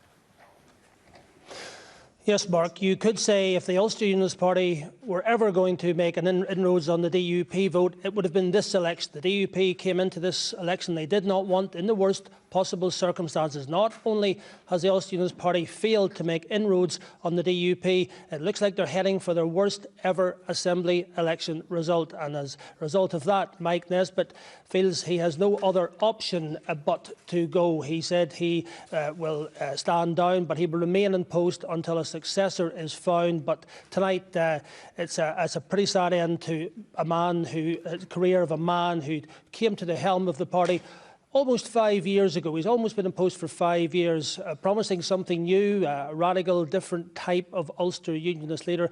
But it looks like it's ended up, as the same as all the other recent leaders, in failure. Gareth, I don't know if you've picked this up or not, but did he give any indication as to whether or not he will continue in the medium to long term as an MLA? Because he has been confirmed. He won his seat again in Strangford this evening. He didn't actually allow us to ask any questions. His press officer is shaking his head at me, which I would take to believe that he doesn't intend to remain as an MLA, and I'm told that is the case. So it looks like not only is Mike Nesbitt not going to be the leader of the Ulster Unionist Party. Actually, I'm told that's not the case. He will be remaining as an Ulster Unionist MLA in Strangford. This is a very confused press conference, as you can see. The fact that we weren't allowed to ask any questions does not make it easy. So he is going to remain as an MLA, but he will not for much longer be an Ulster Unionist Party leader. And the question then, of course, is who will follow him? The natural successor was perhaps Danny Kennedy, but of course Danny Kennedy lost his seat today in Newry Armagh. So the party is tonight, I think, in a state of chaos. I really was asking you to engage in a bit of mind reading there. You were obviously looking past the camera to the press officer to see precisely what he was trying to indicate by semaphore, I can only assume. Let me ask you a question that you can answer, and I know you can answer this question. Did he simply make mistakes? Did he overclaim by saying he was going to return as the larger or the largest unionist party? And did he overclaim by suggesting that his voters would want to transfer high up in this PR election to the SDLP? He seemed to do that without having talked to key members of his party first. Well, of course, ambition is not a crime for any political leader, so of course he was going into that election making big claims. But as to the second part of the question, in that interview with you, when he indicated that he would be giving a second preference to the SDLP, was that a fatal mistake? Would it have made any difference? It certainly didn't help. It certainly gave a boost, we think, to the DUP, because it took them off the top of the agenda for a few days, and it certainly seemed to not go down well with lots of the party's more traditional grassroots. Was that the fatal flaw, or would it have made any difference at all? We simply don't know. But there's no doubt it was a message which did not resonate throughout the party. And Danny Kennedy himself, of course, was the first one out to make it clear that he did not agree with what Mike Nesbitt said. And of course, now, as I say, Danny Kennedy has lost his seat as well. The Ulster Unionist Party is a difficult party to lead. It's a very broad church. You could say it gives out confusing, mixed messages, and certainly Mike Nesbitt, the moderniser, who felt he could take the party in a different direction, he has failed to do so. And tonight, what's next for the Ulster Unionist Party? That is the question. All right, Gareth, thanks very much indeed for that. Our political correspondent, Gareth Gordon there. Let's hear from Doug Beattie now, who is an Ulster Unionist Party member who has won his seat, retained his seat in the Upper Bann constituency. Doug Beattie, evening to you. First of all, congratulations on a personal level for holding on to your seat. But I do need to ask you for your reaction to the rather dramatic development over the last few minutes where your party leader has said he is standing down. Did you know he was about to do that? No, I didn't know he was about to do it, Mark, and I've got to say that I am sorry, and I'm saddened that Mike has decided to stand down. Mike has been a fantastic leader. He's been a personal friend and a great colleague, and I think he is an incredibly noble man, and I think he's taken a noble decision. I think he is, or he believes, whether rightly or wrongly, that our poor showing in this election, and I know it hasn't finished yet, but our poor showing in this election may well be down to his leadership. I don't necessarily agree with that, but he has made that decision, and like I said earlier, I'm sorry that he's leaving. But we need, as the Ulster Unionist Party, to move on. We need to get a new leader as quickly as we possibly can. We need to get stability. We need to organise ourselves and carry on. Well, that leads me very neatly on to my next question, which is, will your name be in the frame for the leadership of the party? Because Gareth Gordon was just making the point, Danny Kennedy might have been seen as one of the front runners at least. He has lost his seat in Newry and Armagh. So you are there, you are high profile. Do you fancy the job? Well, first thing I'll say to you, Mark, is that I've only heard this news 10 minutes ago. So I'm still sucking in that information, and I still want to speak to Mike personally, because he is a friend and he was my party leader, and he had my 100% loyalty as a party leader, and as this election draws to an end, he would have still had that 100% loyalty as a party leader. Now, I was only elected into the Assembly last year. I've only been an MLA for about 9 months, and I've just been re-elected now. It would not be right for me to leave the party. I do not have the political nuances that many other people have. I will be there to support whoever is the leader. Maybe in 5 or 6 years, if we had time, I could have grown. I could have done my apprenticeship as an MLA. And then I could maybe stand for being the leader of the Ulster Unionist Party, but I just don't have that depth of political knowledge just at this moment in time. And so I have you to be are, honest Doug, with my just to be party when clear, I say you that. are ruling yourself out of the contest at this stage. You're saying no matter what happens, you will not be a candidate. Well, absolutely not. As we speak now, Mark, 10 minutes after I heard the news about Mike, I'm ruling it out right now. If things change, then maybe I could think about it. But right now, as I speak to you, it would not be right that I stand. There's other people there. There are good people there who could lead the party. We have the likes of Robin Swan, who is incredibly diligent, who's an incredibly good man who could lead the party. So I leave it for the time being. It's a discussion we have to have as a party. And come up with a decision on the best way forward and get the right person in place. And somebody who can bring a bit of stability. That doesn't necessarily mean it has to be the next leader who's going to fight the election, but just get a bit of stability in the party and then maybe even get in a leader who can battle the next election. So we have to look at this. OK, let me ask you very quickly. Danny Kennedy has gone. Joanne Dobson, your running mate, has gone as well. And we hear that Sandra Overend is struggling. It is a bad day for the Ulster Unionist Party, is it not? Well, if you look at it like that, it is a bad day. I think our share of the vote, and I haven't got all the information, I think our share of the vote is slightly up on the last election. But the reality is it's all down to seats, and therefore it is going to be a bad day. But you know what? The Ulster Unionist Party brought hope to Northern Ireland. We wanted change. We wanted to show absolute respect for all people within our community, and that's the ticket that we stood on. We stood on integrity and respect and commitment and loyalty. And yes, the electorate may have turned their back on us, but that's not an aspiration that we should give up on easily, and I certainly won't be giving up on it easily. OK, Doug, appreciate your time. Thank you very much indeed for that. Congratulations on your success on what has been, nonetheless, as Mike Nesbitt says, a miserable night for the Ulster Unionist Party. Nigel Dodds, I just want to come to you. I want you to reflect on that, but I also want to tell you that your colleague Nelson McCausland is out in North Belfast. Well, first of all, can I just say I'm sorry to hear that news. It was always going to be a very difficult task, although we're still the largest party in North Belfast. Actually increased our vote at this election. To get 3 seats out of 5 on some 1/3 of the vote was always going to be an enormous stretch. But Nelson has contributed enormously to the DUP and to the Unionist cause, and will continue to do so. And I think that it's important that that be put on record. Was that bad vote management that meant he was number 3 of your 3 candidates? Because he's high profile, he's a former minister.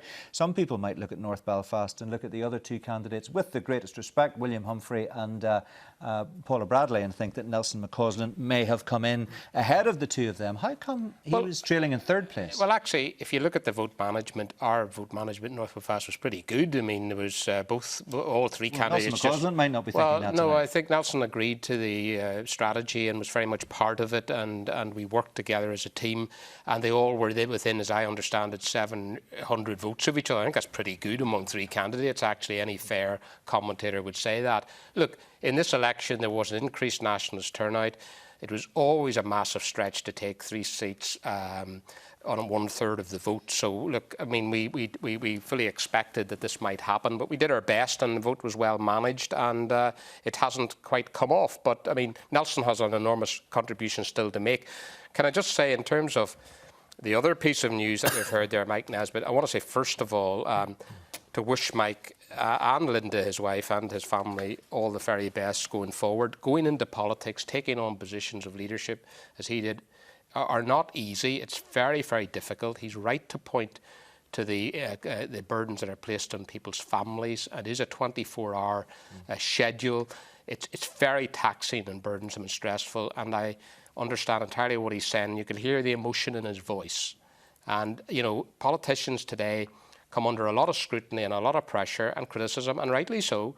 We volunteer for these jobs, we put ourselves up there, but there is a human dimension to it. And today we're seeing people who have lost their seats, and Mike Nesbitt falling on a sword, and I fully appreciate the human dimension of that. I mean, the political side of it and the analysis will follow, but I think tonight, in the immediate aftermath of this, I just want to express my personal best wishes to Mike, Linda and his family. OK, Nigel, thank you very much indeed for that. I want to cross over to the Titanic Exhibition Centre and hear from our reporter David Maxwell, just to pick up on the elimination of Nelson McCausland, the DUP, former DUP MLA, high profile.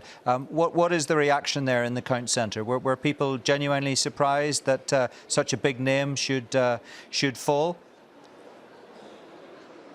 Well, Mark, definitely another dramatic moment, another big name gone here at the Titanic Exhibition Centre. But I've got to say, I mean, the last time I was speaking to you, I had mentioned that Nelson McCausland was looking vulnerable. And for some time, I think the DUP have been coming to realise that he wasn't going to hold on in North Belfast.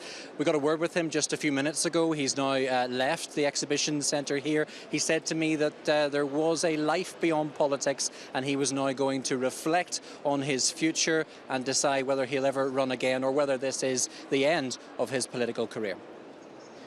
Well, one is obviously, to some degree, a little bit disappointed, but in the context of the day, we increased our vote in North Belfast. That was good. Didn't translate to seats. It didn't translate to seats, that's right. There was a bigger increase on the national side. And there'll be an opportunity over the next few while to have a review of what happened, how it came about, and we'll build from it. What does it mean to you? I mean, you're a senior figure in the DUP, a former minister. It means that there is a life beyond politics, and there are lots of other things that I want to do, and I'll have more time to do them. Is that it, Nelson? Is your political career finished? Did I say that? Well, you said you had a life beyond it. In the short term, yes. A difficult day, Nelson, for you and your staff as well. Well, yeah, indeed. It's particularly, I think, of the interest of the staff who work in the office and the impact it has on them. And that's, I think, the human thing to think about. You know, I fought many elections. There have been all sorts of changes today, and I'm quite relaxed about the whole thing. So you'll be back? You'll be back? There are a lot of things to think about. I don't make any predictions. There you go. Nelson McCausland talking to David Maxwell, and not committing himself to a political return, but not ruling it out, it has to be said either. He's been around for a long time. Katrina Ruan, you must have got to know him a bit up at the Assembly. How do you feel about his departure? Well, I actually knew him when he was in City Hall as well. I was the director of Féile an Phobail, and he was one of the people at the time who voted against many of the projects we were involved in. I knew him in the Assembly. I was in the executive with them. Look, I just know how tough it is to put yourself forward for election. And I'm speaking not just in terms of Nelson here, but also Mike Nesbitt and Danny Kennedy and Philip Smith has also gone for the Ulster Unionist Party in Strangford. You know, it's tough. Politics is a tough, tough game, and I know I'm repeating what other people have said. You're just out there, you're in the public eye, and people don't see what happens behind the scenes. What did you make of that Mike Nesbitt announcement? I mean, it was short, it was sharp, it was anything but sweet. Yeah, well, I think he could have picked a better time to do it. I think... And I don't want to be critical of him. Do you mean because it was very quick? I think it might have been better to have discussions with his party and his... I think sometimes, and I don't want to focus on some of the maybe criticisms I'd have of the way maybe Mike managed the party, but party building for me is very important, and I think you need to put time into the building blocks, and I think sometimes Mike put more into the media and maybe the assembly team. You know, it's important. I don't think candidates should be hearing about resignations as they're in count centres. Now, having said that, I wish Mike all the best. I always found him a pleasure to work with, and indeed all his party. When I was in the chair in the Assembly, I never had any issues with any of his party. OK, let's talk to Fionnuala and Alex. Alex, first of all, you're a former Director of Communications for the Ulster Unionist Party. That's the party that Mike Nesbitt still leads, but not for much longer. He threw himself under the bus this evening in quite dramatic fashion, catching a lot of people on the hop, not least Doug Beattie there, who obviously did not know that that was coming and was somewhat wrong-footed by it. What do you make of his decision to go, and to go so quickly? I think the decision was inevitable. I tweeted before lunchtime that barring a miracle, his leadership was untenable. But I agree with Katrina. I mean, one of the problems Mike had with this campaign was that he was accused of bouncing his candidates till he knew that, about transferring to the SDLP. None of them knew about it. He did exactly the same thing with his resignation. You're going straight over to Doug Beattie. Doug, well, what about the leadership? He knows nothing about it. Other candidates, I presume, know nothing about it either. It came as a shock. Somebody's just been elected for the first time. I've no idea now what's going to happen, who's going to be leading the party. But I think what was interesting is go back to a clip earlier with Harold McKee, the defeated candidate in South Down, when asked about the campaign, said, I had to go on the doorsteps and tell people it was me campaigning, not Mike Nesbitt. And I think that, take all that in, the fact that I think the UUP were not expecting a spectacular. I thought they'd be lucky to get 13. And I said yesterday that if it fell below 13, he had great problems. This is catastrophe. When you lose people like Danny Kennedy, like Joanne Dobson, like Philip Smith, his running mate. Maybe Sandra Overend. Yes, maybe Sandra Overend as well. When you lose people like that, and the thing in this case, you win and lose battles according to circumstances, but in this particular case, I think a lot of people, a lot of the Ulster Unionist Party will blame him personally for this. Fionnuala? Well, we were talking about psychology earlier on. I was thinking two things there. Listening to Nigel and Katrina then, making Nigel in particular first making that very handsome reference, tribute to Mike, and listening to Jim Wells earlier on doing the decent thing about PJ Bradley. It was a great relief to hear all those things, because it has been so unpleasant over the last 6 months. And listening to people doing the decent thing and saying the decent thing after an election like this is very important for it. It's important for us too. We sit here and we do, as Katrina says, you know, we only see what goes on in front of the camera. We don't see the strains and the emotion behind it, as Nigel has suffered, as Katrina has suffered in different ways. And then the Mike phenomenon. A media man to his fingertips, brought into the Ulster Unionists really to improve their PR image. He did that in ways, but he also did it by being pleasant and smooth in performance, but he also did it by bouncing all over the place. He didn't just bounce people individually. And this is, I'm doing now what the politicians didn't do. I'm being brutal immediately after the event, and I won't do it in much more detail. But he didn't just do trying to run a non-sectarian campaign and a non-sectarian Ulster Unionist Party. He ricocheted between, at times, because there was a Westminster Pact 2 years ago. Well, there was, for example, there was that Loyalist Forum that he joined. There was that period of the flags protest. I think he bewildered a lot of people inside the party, and he bewildered voters in the end too, and that you cannot do.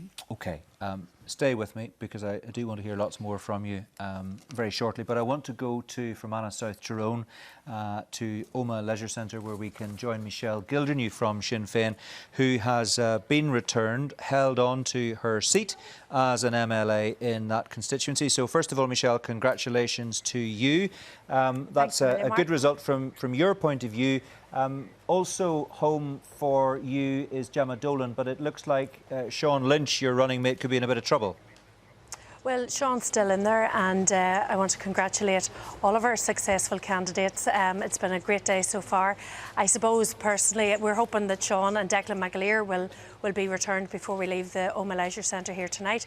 One of the things I'm personally saddened by is losing Oliver McMullen, because he wasn't just a great friend, he was a great worker, and he'll be a big loss to the Assembly. But so far it's been a great day, and please God we'll have both Sean and Declan over the line before we leave this evening. Well, I can tell you that Philip McGuigan, your party colleague in North Antrim, who replaced Dahi Mackay, has been successful, and he is now in. And we're just looking at pictures of Michelle O'Neill congratulating Philip McGuigan, and I have to say he is beaming like the proverbial Cheshire cat, but that'll not surprise you. No, not at all. Philip's a great fella, and we're delighted to see him back in the Assembly, and with such a great result. And there's been great results across the board here today, Mark. This election was based on integrity, on respect, on inequality, and the electorate have had their say, and I would hope that the DUP will listen to what the electorate have said here today.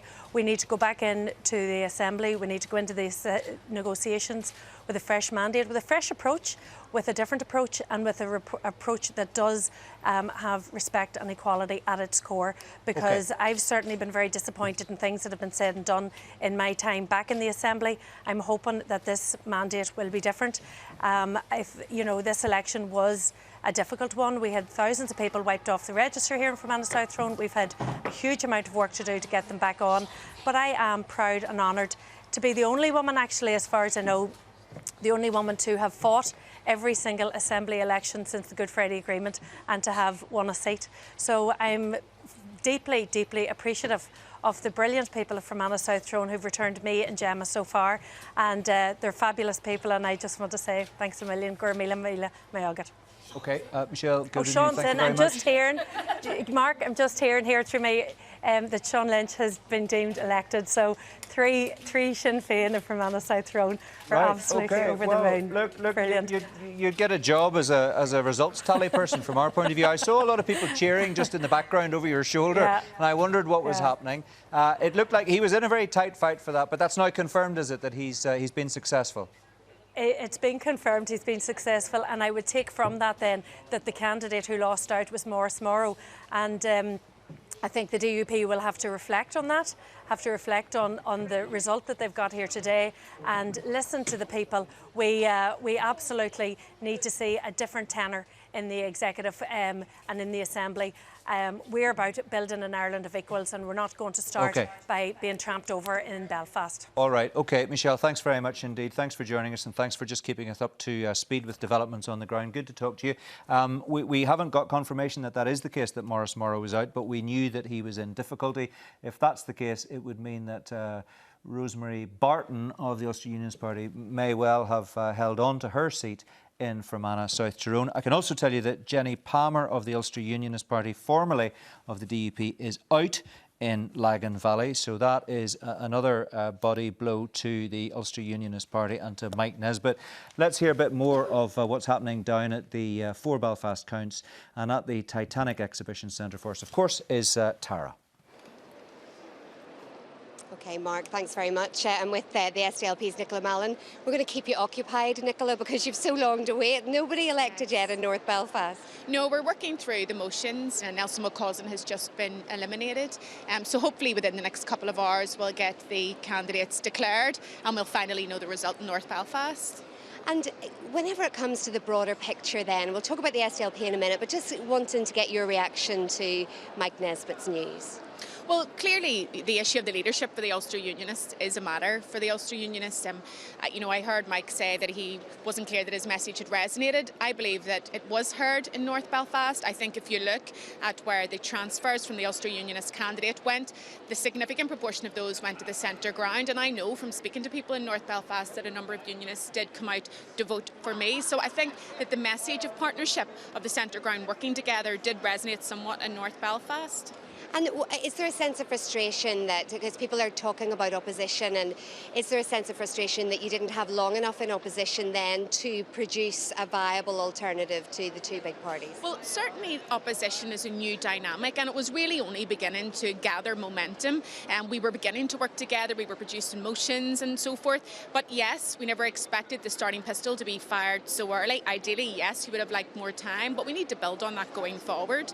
And there is areas, including North Belfast, where people have opted for that choice.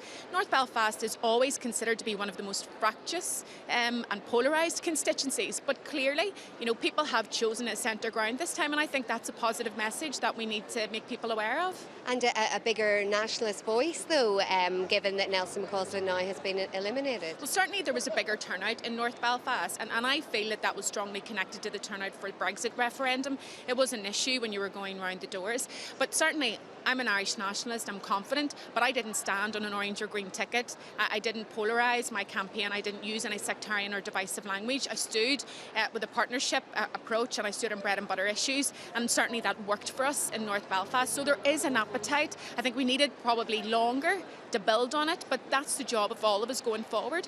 If people went to the polls and are now facing direct rule, that's just, an outcome that's in nobody's interest. So yes, speculation today, we'll get the results soon, but it's about what happens after that, and we all need to get round the table because we need devolved government, and we need it based on genuine partnership and power sharing.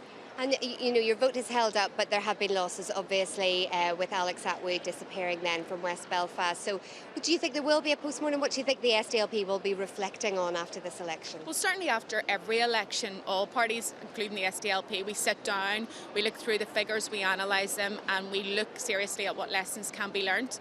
Yes, we've taken a blow in West Belfast with Alex, but it looks like we're going to take a seat back in Upper Bann. So we need to step back, take a look at the whole picture, and learn from that, definitely. Well, we might be getting something from North Belfast. Hopefully, yes. OK, Nicola, thanks very much indeed. And we'll bring you that North Belfast result if it comes, Mark. Tara, thank you very much indeed. Let's just come back to this end of the table. I'm going to talk to Fionnuala and Alex. Just a quick word about what we've been hearing there. It looks like bad news potentially, Fionnuala, for the DUP in Fermanagh South Tyrone, but potentially good news in the other constituency of Lagan Valley, where it looks like they might hold on to that seat that they thought might be going because Jenny Palmer is out. So a bit of a mixed message in the last 5 minutes. This is it for Arlene Foster and the DUP. It's been a curious turnout, hasn't it? Up in some ways, just holding in others. Maurice Morrow going out must be a big blow again for Arlene Foster in the constituency. They've been shoulder to shoulder, joined at the hip. How close they actually are, I don't know, but they've been trotted out together and appearing together, making jokes together. Her stalwart companion, and here he is out. Alex?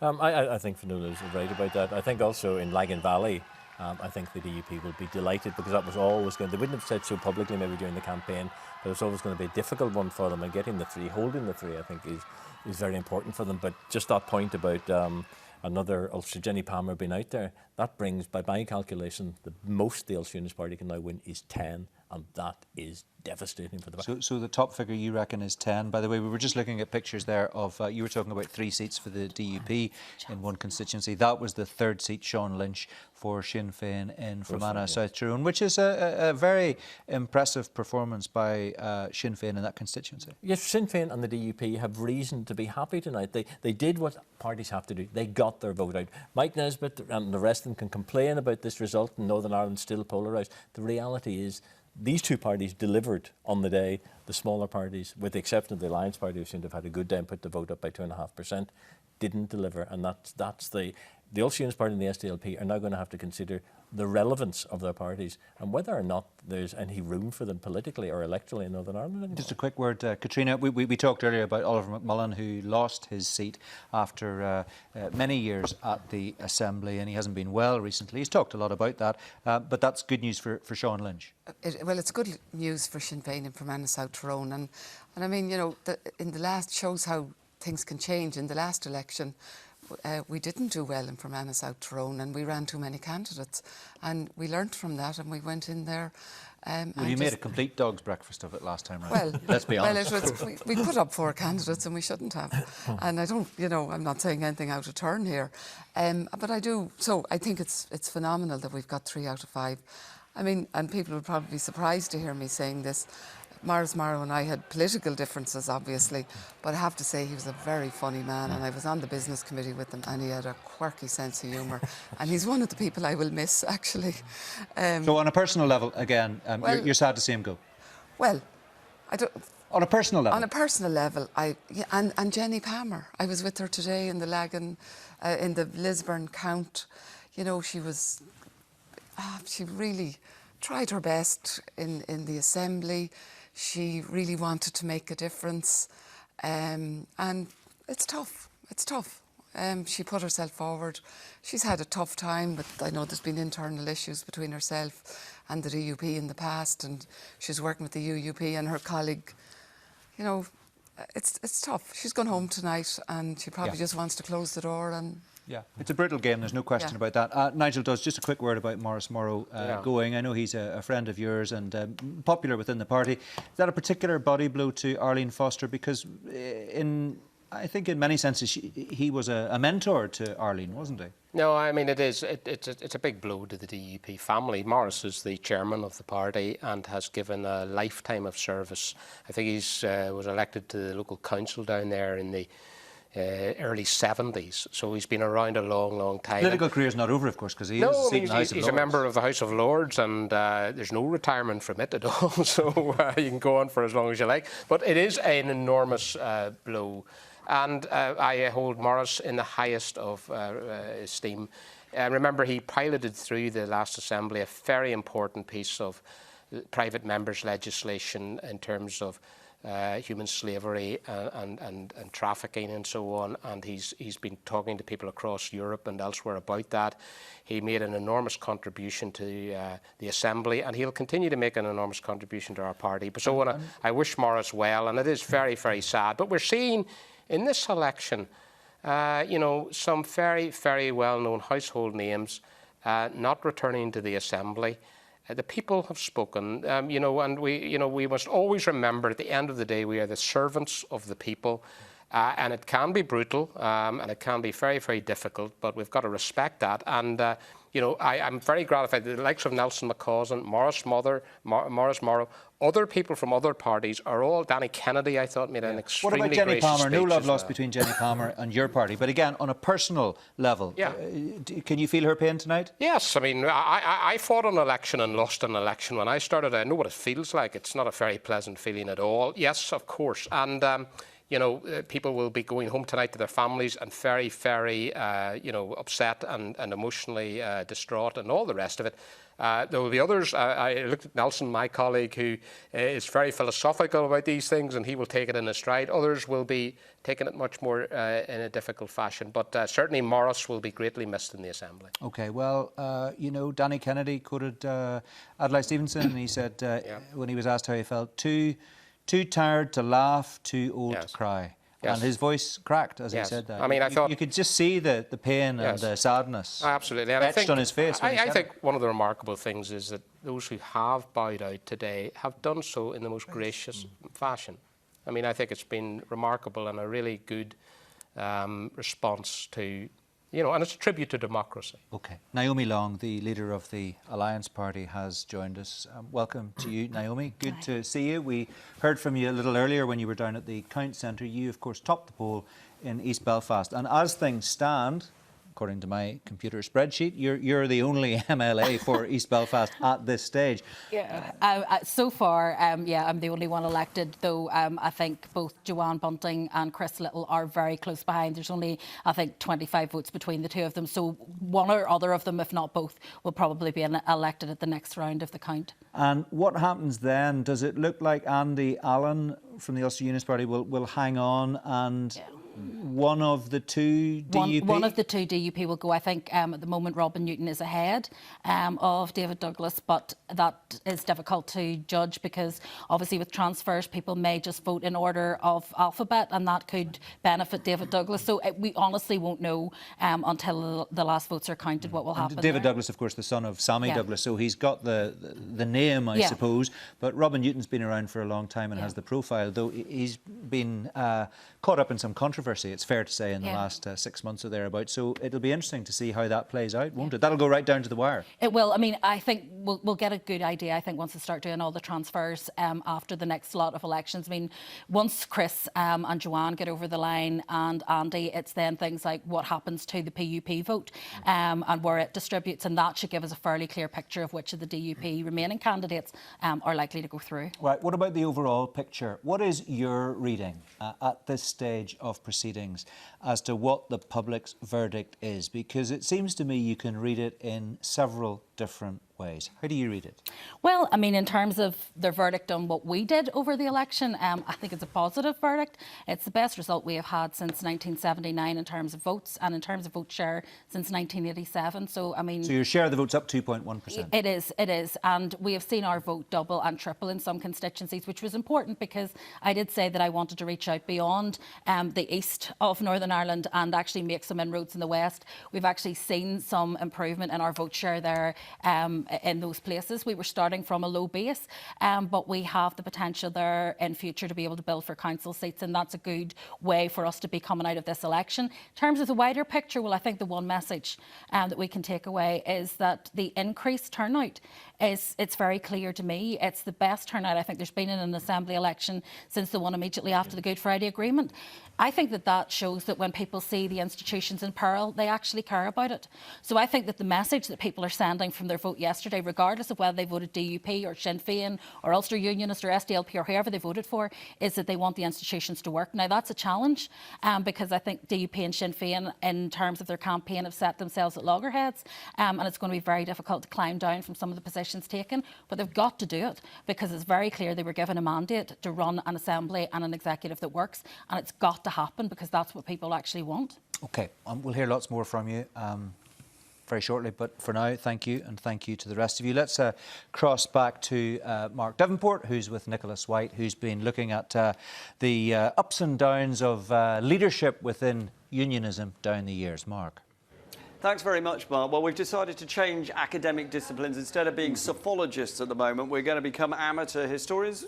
You've got it in your blood. Nicholas's dad was Professor J.H. White, a noted historian of the Troubles, and I've dabbled with the odd bit of history myself. Yeah. And the reason for all this talk of history is let's look at the history of the Ulster Unionist Party, because we've just seen yet another dramatic move with Mike Nesbitt stepping down. Yeah. And this follows what was, for a long period of time, Ulster Unionist leaders seemed to be staying there forever, didn't they? James Molyneux up in the corner there, 16 years as Ulster Unionist. Oh, don't forget Lord Craigavon was there for 19 years. And so he was a mere fly-by-night leader. Yeah. But when James Molyneux was the leader, they were very much still the dominant party. Just to pick out one election, I think the 1993 local government elections, Ulster Unionists on 29%, DUP on 17%. So they were basically double what the DUP had. They held the majority of the parliamentary seats here as well, and that was a... And then David Trimble next to him, obviously he came in, the historic leader of the Ulster Unionists who signed the Good Friday Agreement. That cost him a lot of pain, but they were still maintaining their dominance in the historic 1998 election. I think I've got the Ulster Unionists on 21%, the DUP on 18%, closing the gap. That was much closer than that would really have been comfortable. They had been leading by 2-1 for the early 90s, and we saw the peace process kind of closing that gap. But David Trimble still in power when the DUP then went into the ascendancy. And if we stick with Assembly elections, I think in 2003 we had the DUP coming up to 26%, and the Ulster Unionists tailing them on 23%. And then a party in problems, we've got three leaders in relatively quick succession. I think space of about 12 years. Sir Reg MP, Tom Elliott, Mike Nesbitt. So they're trying whatever they can to try and find the magic recipe, be it linking up with the Conservatives or pacts or whatever. But in terms of Assembly elections, we've got a graph that doesn't appear to show very much. But the fact is that it doesn't show very much. that it doesn't show any progress at all, because this is starting up. We've got the Reg MP period. They're now still, the tables have turned. The Ulster Unionists are on about double the vote. But this masks just how bad the situation is, because in terms of votes, the DUP are on twice as many. In terms of seats, they're going to finish today with 3 times as many, I reckon. I think the Ulster Unionists will probably end up on about 9 and the DUP on 28 or 29. So Tom Elliott not able to close the gap. And then Mike Nesbitt's problem has been that in 2016, the gap was still about 2 to 1, 13% to 29%, and in 2017 he hasn't closed the gap either. It's much the same, isn't it? Well, except that it's worse. We've seen today the Ulster Unionists probably losing 7 of their 16 seats. In seats, yeah. In vote share, it's much the same, but in seats he hasn't really made any kind of a mark, and he's made a loss in seats. The Ulster Unionists haven't had an uptick in their vote share since the 1990s. So what do we derive from this? That politics is about more than just changing your leader? I think you have to try something else, and you keep on trying until something else works. Try, and try again. That's the Robert the Bruce strategy. The Robert the Bruce strategy. Maybe they need to turn to Robert the Bruce as leader, but that's not really my particular historical period. Mark? I have to say, it isn't mine either, but thank you very much. That's very interesting. Let's hear from Stephen Walker, who's following developments in Strangford for us. There's a right royal battle for that final 5th seat, isn't there, Stephen? There is, Mark, and surprisingly it's Joe Boyle of the SDLP who is right at the death. A lot of people thought earlier in the day that it would be Philip Smith of the Ulster Unionists, but he's been excluded, so they're looking at his vote at the moment. But everyone is saying that basically it will be Peter Weir that will take that 5th seat in Strangford, which means the DUP will have 3 seats in Strangford. Obviously, it means that DUP gamble of moving Peter Weir from North Down to Strangford will have paid off, if that's the case. So of the 2 constituencies here, Strangford and North Down, we've had 4 elected in Strangford and we've had 4 elected in North Down. The final seat in North Down looks as if it's going to go to Stephen Agnew. So we're moving to the final stages here in Strangford and North Down. Stephen, thanks very much indeed. Dramatic developments with Julian Fowler in Fermanagh, South Tyrone. Maurice Morrow is out.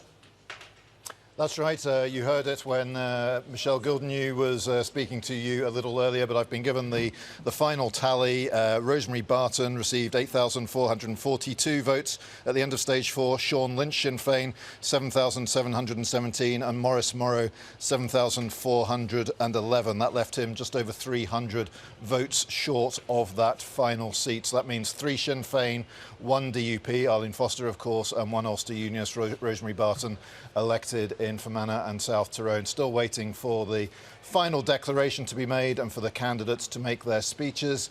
Earlier, Arlene Foster declined a request to be interviewed by the BBC, but I've been speaking to some other journalists here who said she has told them that she has no intention of standing down. No real surprise there, but she said she has a job of work to do, which has been made more challenging by tonight. So hopefully we'll still get an opportunity to speak to Arlene Foster a little later on.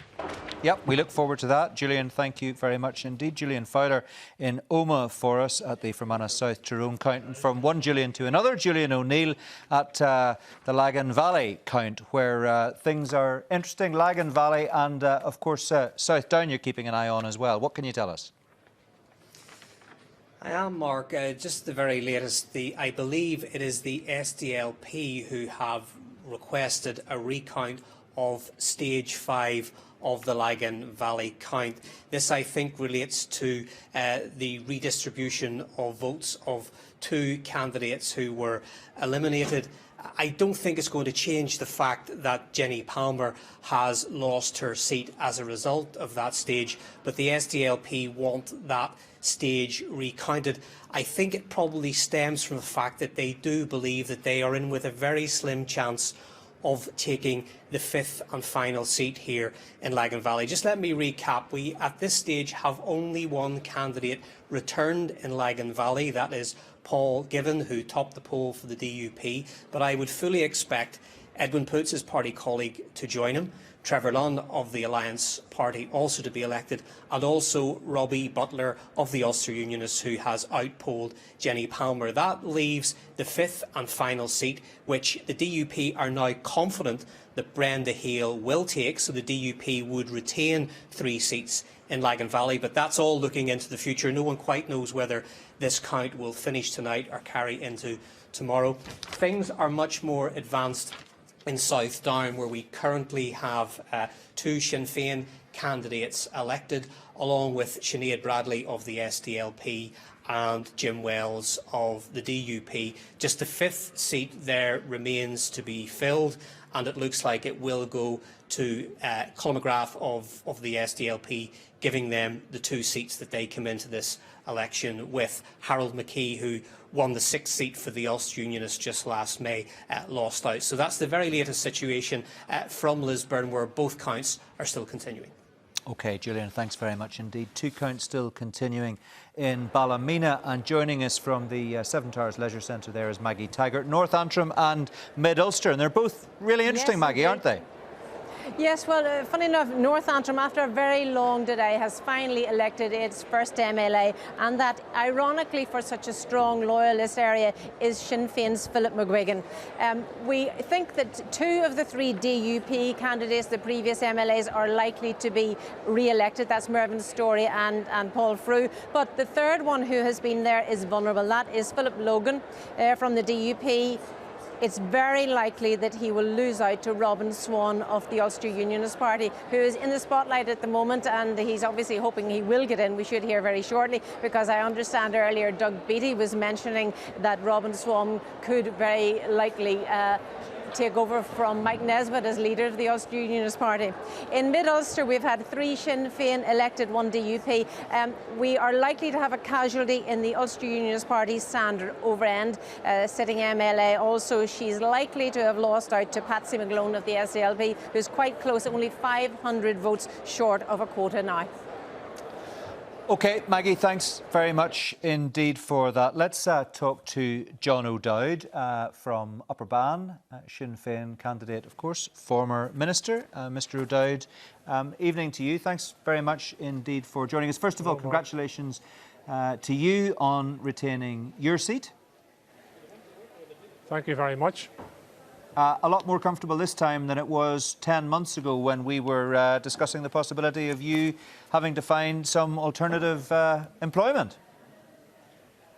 I think you were discussing putting a bet on me losing my seat at that time, but lucky for you didn't put it on. I'm not a betting man, John. I might have been thinking about other people, or even encouraging other people to take a bet, but I wouldn't be that easily parted with my money, you know. Anyway, it was 168 votes that time. You're through this time, and does it look to you like the battle for the 5th seat, just to be clear, is between your party colleague Nuala Toman and the SDLP's Dolores Kelly? Now, someone in our team said they saw her looking pretty happy within the last 5 minutes. So, do you think that she's going to retake her seat? It's unlikely that we'll take 2 seats in Upper Bann, and Dolores Kelly will be returned to the Assembly. And that's the decision of the electorate now. We have increased our vote in Upper Bann by around 3,000 votes at this election, which is quite a remarkable turnaround in events in 9 months. I think it's a clear signal from the people, the nationalist people in Upper Bann, that they want to move forward, that they want power sharing, but they want it on the basis of the agreements we have signed up to. They want it on the basis of equality and respect, and they want to weed out corruption at the heart of government. So we have a very, very strong mandate. We have to use it wisely, we have to use it sensibly. And over the next number of weeks, through our leadership, Michelle Gildernew and Jerry Adams and others, we will enter those negotiations in a bid to return power sharing, but on the basis of the terms I've outlined there, and the basis of the agreements that have been signed up to previously, and that integrity and equality is at the heart of the government moving forward. Yeah, and you know very well that the DUP is very sensitive about what you've just said, and will say categorically there is no evidence of corruption at the heart of government. There are allegations made by Sinn Féin, but there's now a public inquiry into the RHI scandal, and it will report in due course, and then we'll make our judgment. So those suggestions of corruption are nothing more than suggestions at this stage. Well, there is allegations from sources within the media, sources from within the DUP itself, and sources elsewhere. But as you say, the public inquiry will find the truth out about exactly what was going on in relation to RHI. It will investigate all those matters, and we will have the truth eventually come out about that matter. But what we also have to deal with is the issue of Brexit. We also have to deal with the issue of inequality in our society, and we have to deal with the issue of power sharing on the basis of equality of partners in that power sharing arrangement. And if, as expected, that the DUP and Sinn Féin will be returned out of this election as the two largest parties, then the only way power sharing can be restored is upon that basis. OK. Well, look, congratulations, John. Thanks very much indeed for joining us. Thank you. We'll look for confirmation of that result very shortly in that particular constituency. Let's go to Fermanagh, South Tyrone, and hear from Arlene Foster. The DUP leader, that count is now finished, and Arlene Foster topped the poll. She had 8,479 first preferences, but she's proved a little bit elusive as far as the BBC is concerned. She's declined an invitation to talk to us directly at this stage. Hopefully we'll hear from her maybe later this evening or indeed tomorrow, but she has spoken from the platform at her count, and this is what she had to say. Thank you. Can I, first of all, Martin, thank you for the way in which you have run the count, and indeed in your usual professional way, and all of your staff who have engaged here tonight. Can I also thank the Police Service of Northern Ireland for the security that they have provided during yesterday in the election, and indeed here tonight in Omagh again. Can I thank those who have voted for the Democratic Unionist Party in this election. Our vote has increased in Fermanagh and South Tyrone, and I want to thank all of those who have come out and put their faith in us. I particularly want to thank our election agent, Clement Cuthbertson, and indeed all of the volunteers from the DUP who have been working so hard over this past number of weeks for Maurice and myself. I do, of course, want to pay tribute to Maurice, a dear friend and colleague, a mentor in many ways since I joined the Democratic Unionist Party.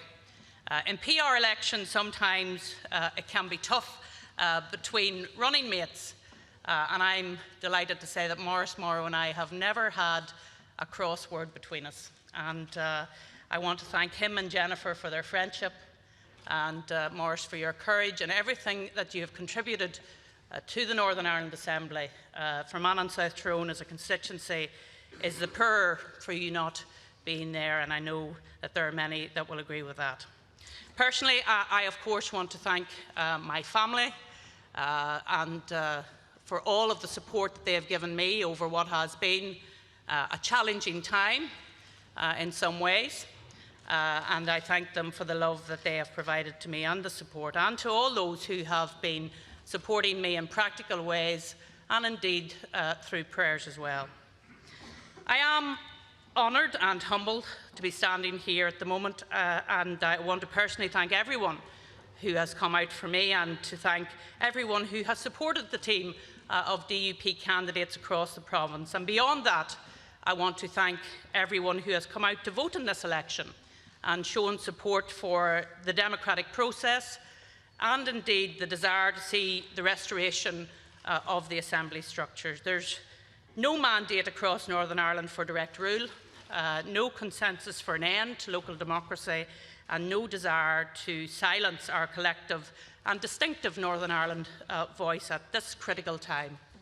So the people have spoken, and all public representatives of goodwill now must move forward into these negotiations with a view to forming a Northern Ireland government, and let us move forward with hope. Hope that the common good will be able to prevail over narrow divisive interests, hope that civility can return to our politics, hope that a functioning Assembly can be restored, and hope that a Northern Ireland with so many overlapping cultural identities can be home to all of us and to all of our children and indeed the generations to come. Now there's work to be done, and work to quickly mend the relationship which have been frayed by the discord of this election. work to improve our real lives with more and better jobs, a better health service, better education system and better infrastructure, and the real issues that matter to people on a day-by-day basis. So we go to the negotiation table with our renewed mandates, and I guarantee for my part a willingness to meet those challenges, to seize the opportunities, not for narrow political advantage, but for everybody in Northern Ireland. Thank you. So that's Arlene Foster, the DUP leader, making her acceptance speech in Fermanagh, South Tyrone. She topped the poll, she's home, but obviously regretting hugely the fact that her running mate, Lord Maurice Morrow, didn't make it home in this particular instance. Now, there's been a lot happening in the last hour, it's fair to say, and we've got lots of whiz-bang graphics to bring us up to date with the story. Mark, over to you. Mark, the good news for all of us is we're more than halfway through now. More than 50 seats, I think it's 53 seats in total, have now been filled. So let's have a quick look at our virtual map here. What we're hoping to do is show you the whole of our map. What we've done, we've squeezed the 18 constituencies together and made up our own map. And we can see from the colours spread around the map, most of the constituencies have some seats filled. There are a couple of exceptions. We'll look at them in a moment. But first, let's see how the DUP are getting on in Strangford, because in some ways this tells you the story of the election within unionism. As we know, there are 3 outgoing DUP ministers running there. How many of them are back in? Well, we can see Michelle McIlveen's back in, we can see Simon Hamilton's back in, and we're told that Peter Weir, even though he's been parachuted in from neighbouring North Down, he's almost certain to get back in as well. So in a sense, this is the story of the election. Poor Mike Nesbitt there at the bottom, small consolation being re-elected himself, but it looks like there are going to be 3 DUP back in Strangford in spite of all the problems that the DUP have had. And again, the story of the election, the Alliance doing well there in Strangford. But as I say, not everyone has filled a seat yet. North Antrim's got 1. East London Derry, I don't think they've got any yet. No colours on their square or their block. Some people are comparing this to Blockbusters. How dare they? They must all be over 40 like me. Kind of a DUP, please, Bob. As we can see also, North Belfast, they don't have anyone elected there yet, but I'm told it'll be quite soon. OK, let's take a look at their neighbouring constituency, West Belfast. I don't want it to knock me out. And again, one of the stories of the election, just look at the number of Sinn Féin MLAs elected there. Yes, Jerry Carroll got back in for People Before Profit, but where's the SDLP's Alex Atwood? Nowhere to be seen. Now, older viewers again like me will remember Joe Hendren topping the poll in the Westminster election back in 1992, seeing off the Sinn Féin president, Gerry Adams. Those days are definitely over for the SDLP. So, the new political map is starting to take shape, Mark, but as you can see, lots of seats still to be filled. It's going to be a long night. It's going to be a long night. Looks fantastic, though. I just have one question. Do you mind if I ask you? I'm intrigued. What is at the top of those stairs behind you? What at the top of those stairs? Yeah. Do you know what?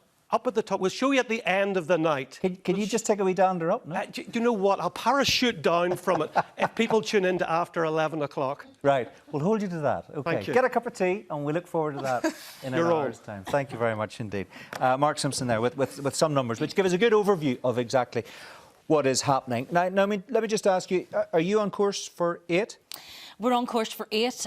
We're still in contention, though less so than we were about an hour ago in South Down. And we are the runner-up in North Belfast. So that's the second time we've been runner-up in North Belfast in 8 months. Even though we managed to add to our vote, it wasn't just enough on this occasion. But and that was Nuala McAllister. Yes, Nuala McAllister's the runner-up. And then I think next to her was Nelson McCausland. He went out before she did, so yeah.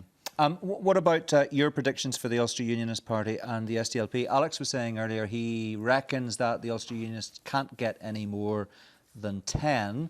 Don't know if we've put a figure on the SDLP at the moment, but do you reckon both parties are going to be significantly down on where they would want to be, even allowing for assembly shrinkage? It looks as though that's the case. I think that if the Ulster Unionists had maintained their position, they would have. If we had maintained ours, we would have been on 7, so it's an effective gain for us.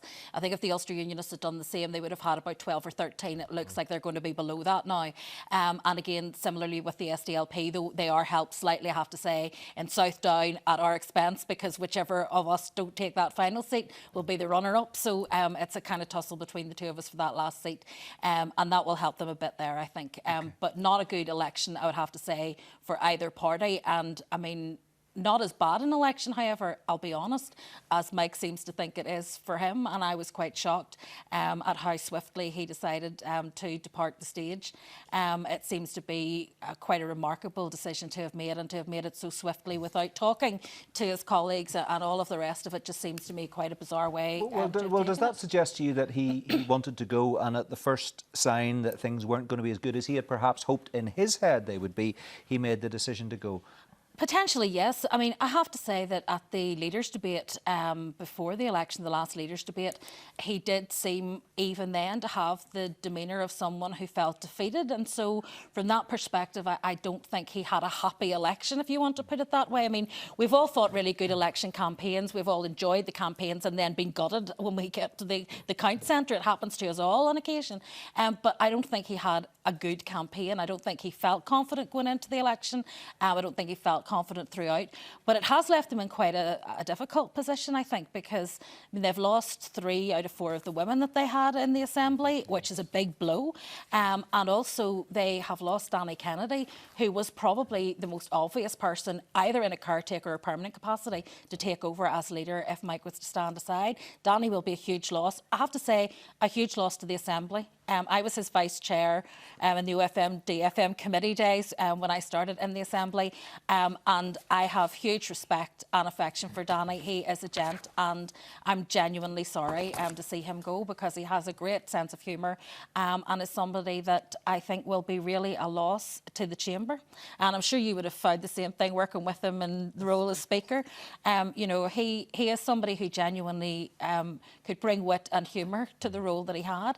And he will be a loss to the party, but he will be a loss to the Assembly. Yeah, OK. Stay with us. I want to go to Tom Elliott, who joins us from the Fermanagh South Tyrone count down in Omagh. You were in Belfast earlier today, Tom Elliott, but you've made the journey back home, west of the Bann. What do you make of the picture that's unfolding down there tonight? We now know that all of the seats have been declared in Fermanagh South Tyrone, and Arlene Foster topped the poll. Maurice Morrow didn't make it. What about the Ulster Unionist Party? Huge sigh of relief that Rosemary Barton held onto her seat? Yes, Mark, I suppose it's a tribute to Rosemary. She's a hard worker on the ground. She gets around a lot of issues, and I'm just pleased that she's made it. Clearly within that there are casualties as well, and I'm sorry to see obviously Lord Morrow go, who is a stalwart of the Assembly as well, and Richie McPhillips, who was making a huge contribution too, but unfortunately that's politics. Yeah, the biggest casualty of the night, Tom, is your party leader Mike Nesbitt, who's fallen on his sword in what some people are effectively describing as a bit of a preemptive strike. Did he really need to do that quite so soon? Well, I'm not sure, Mark, of the entire circumstances, because I wasn't aware of it, but obviously Mike has taken that decision in what's very emotional times. You know, you're just not even at the end of the election count, but clearly he has taken that decision at an early stage. He feels that it was, I'm sure he feels that it was a poor result. It wasn't what he was anticipating. I'm sure it wasn't what he was calculating. So it's quite a difficult time, and I just hope that he and Lyndon and the family can spend some time now that maybe he didn't have the opportunity to do over the last 5 years. So, Tom, just shed a bit of light on that for me. I mean, you've been in a difficult situation as leader of the Ulster Unionist Party, and I think it was Alex Kane who said earlier, or John McAllister perhaps as well, it's not an easy party to lead, because it in a sense, it's Janus-faced. It looks in 2 directions. It looks one way, it looks the other way. Don't know what you think about that as an idea. But here's the point. Mike Nesbitt has made a decision to go, and people are not quite clear why he has made that decision to go, and not quite sure what he believed whenever he said in television interviews, for example, that the Ulster Unionist Party would come back as the biggest unionist party. Was he just talking it up, or did he actually believe that? Well, when you're in an election campaign, Mark, you do your best. You try to rally the troops, you try to get people behind you, and you try to get people to support you. And that's what you do in a campaign. Every party does that. So Mike has made a calculation. I'm sure that he would have liked to come back with a lot more seats than he did. So he just feels, I'm sure that he feels that he hasn't lived up to the expectations, and he's taken responsibility for it himself. A very brave decision. Well, is it a brave decision? Is it a brave decision? I mean, here's the thing. If you wildly overclaim when you try to rally the troops, then the difficulty is you've backed yourself into a corner, because even though you mightn't have done so very badly, you look like you're a failure. You're condemned by your own expectations. Well, yes, but I do keep saying when you're in an election campaign, you try to do the best for the party, and you try to get people to come behind you. And you're not going to go out on a campaign trail and say we're going to lose all these seats. That's not just what you do, and you make you try to make the best of it, Mark. And obviously, Mike just feels that he hasn't been able to make the best of it, and I'm sure, you know, he would have been much more content maybe if he wasn't the largest party, but if he'd have got quite a number of more seats, and that we'd have at least kept the seats that we did have. But he's taken the decision. You asked, was it a brave decision? Well, look, nothing's easy. Maybe it's not a brave decision, but it's certainly not an easy decision to take. And it's filled with an emotionally charged evening now. And I just hope that he can have some peace and tranquility in the days ahead. OK, all right, Tom, thanks very much indeed. Next time I talk to you, I want your prediction as to who the next leader of the Ulster Unionist Party will be. I presume you won't be throwing your hat in the ring for another go? I would suggest you're presuming right, Mark. All right, OK, fair enough. I can't say I'm surprised. OK, Tom, thanks very much indeed. Let's hear from Dolores Kelly from Upper Bann, SDLP candidate, of course. Dolores, good to see you. It doesn't seem so very long since we were having a conversation in which I was commiserating with you and we were discussing the end of your political career. It looks like you, Lazarus-like, maybe are about to come back from the dead. Well, a bit like Mark Twain said, I think rumours of my death have been much false. But yes, it is looking very positive. I more or less think Sinn Féin have conceded. They are during the surplus of Beatty at the moment, but you know, I think I'm on target to be indeed back in the Assembly. So 3 MLAs have been returned for Upper Bann. You are in a scrap for the final seat with Sinn Féin's Nuala Toman. Can you give us any sense of how the transfers are looking at the moment? I mean, do you reckon you've got it in the bag? Is it a possibility or a probability? Oh, it's a probability at this stage. I think I'm over 1,000 in front. And there's only BT surplus being distributed at the moment, and I'm well ahead on those. So any idea when that declaration is likely to be made and when you're confirmed as an MLA once again? I would hope within the next 20 minutes or so, yes. We are progressing quite well here in Upper Bann for a change, you know, and it's always been a roller coaster. It doesn't matter, it's over one day or two, it's always been a very difficult time, but I think sometime within the next 20 to 30 minutes we will be confirmed as having retaken the seat. OK, well, we'll hold our congratulations until it's official. But let me ask you, and I'm sorry to have to bring this up. All right, well, it ain't over till it's over, that's for sure. But there was a bit of controversy in the press during the campaign about the inappropriateness, in inverted commas, of you receiving a significant payoff, several tens of thousands of pounds, I think last May, whenever you lost your seat. And you hold on to that money, but you were running again. Where are we with that? If you do indeed win the seat, does that make you very uncomfortable? Well, Mark, can I just say, what makes me very uncomfortable is how I've been singled out for a particular type of rumour and almost slander and defamation of my own good character, because I didn't receive all of that sum of money. A lot of that was spent on the rundown of my office and my staff payoffs. I also would have to say that I don't know why I was treated differently to any of the other MLAs who lost or retired last year, nor indeed those other MLAs or MPs or MEPs who stood down from other parliaments and took seats in other parliaments, not only in this jurisdiction but elsewhere, and the same question and the same hints of scandal weren't thrown at them. Well, but today Dolores, I'm going just to to be absolutely clear, there's nothing defamatory in what I'm saying to you. And the reason I'm talking to you about it is because I am interviewing you at the moment. I don't know if you were singled out over and above the others, but you are one of the MLAs who stood for election once again. I think, you know, the point was made about John Dallett as well. He's not, I think, going to make... I think he's been eliminated in East Londonderry. So I don't know if you were singled out particularly, but you do understand why I'm asking you, because we're having a conversation and it looks like you're about to win your seat again. And there was a public debate about the appropriateness of you holding on to that money. I'm just asking you if you're comfortable with that. I think that's a fair question. Well, I think, Mark, what is a fair question is the whole principle of severance payments to all parliamentarians, and that's a debate that has to be had not only with me but with the Assembly and in other parliaments. Right. Dolores, I have news for you. So you might be a little bit annoyed with me for asking that question, but I can tell you, formally, officially, you are an MLA. You have been returned, because my little screen has got a green tick beside your name. So maybe you'll forgive me that rudeness.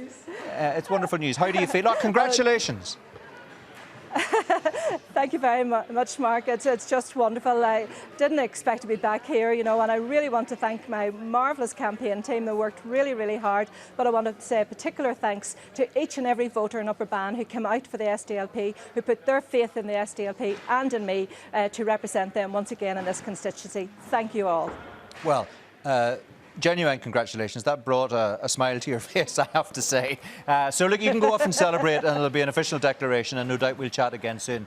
Dolores, thanks very much indeed for your time. Good talking to you, Mark. Thank you. Good to talk to you as well. So, Fionnuala, well, Dolores just a little bit prickly about that, but nonetheless delighted to be returned. Obviously. Well, yeah, and must have been especially delightful. I believe Nuala Toman used to work in Breed Rogers' office, maybe a quite long time ago. And to be in a runoff with her for the seat must have been quite something. So the Sinn Féin candidate who lost out used to work for the SDLP. Apparently, do you know that that's the case, Katrina? I wasn't aware of that, but I mean... Quite a long time ago.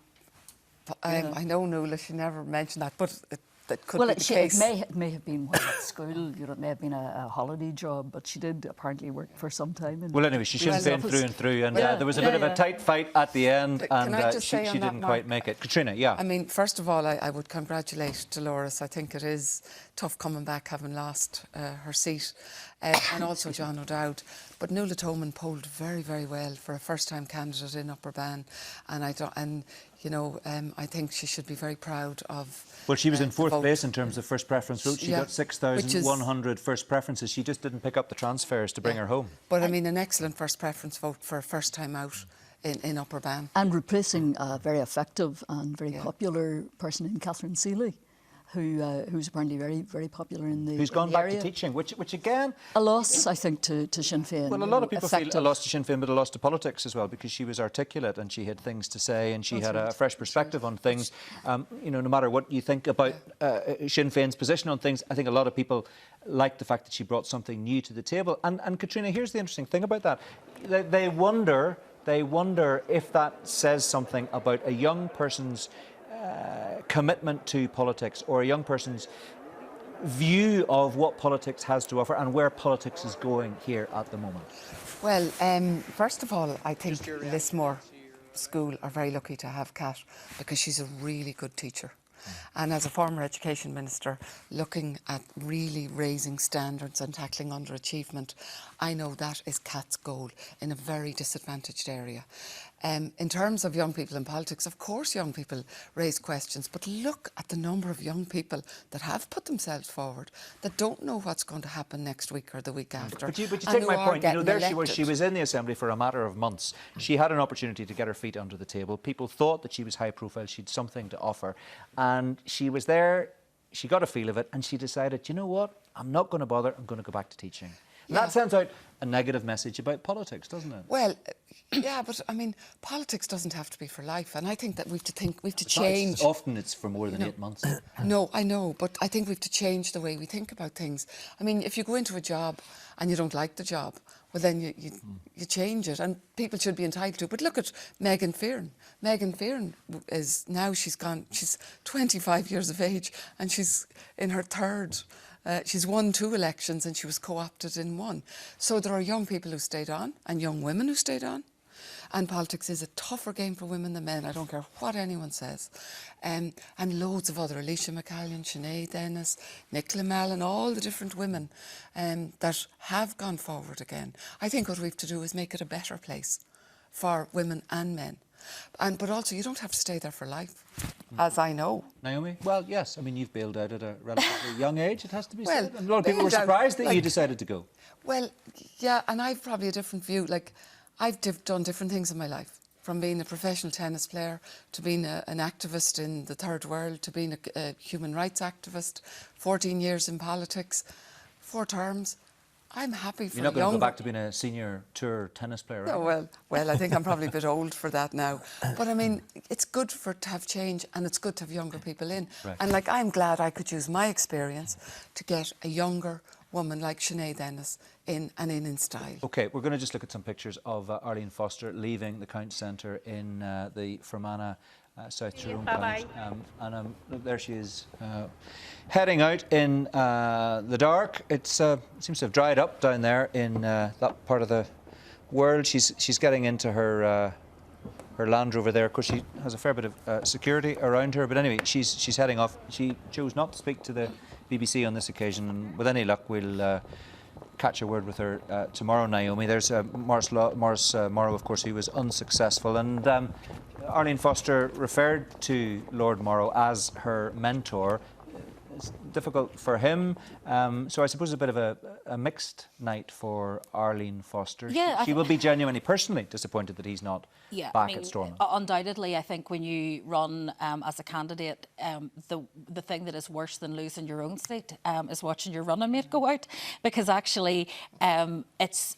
particularly if you've done well, as Arlene did in terms of topping the poll, to see the person that you ran with, who was your colleague, who supported you throughout the campaign, to see them go out, it's a very painful experience. I'm fortunate enough that while I was sitting here, I saw my running mate flash up on the screen as elected, so I'm relieved about that, because Chris polled really strongly, and I'm really delighted to see Chris Little back in. But it's one of those moments where, you know, we were delighted last time to get 2 Alliance people elected, but we didn't manage to get the third with Tim Morrow. And it's gutting when that happens, because you desperately want to see the whole team over the line, and it's very, very difficult. And it's hard for when you see it happen to somebody else. It's a lot easier to deal with in some ways when it's yourself.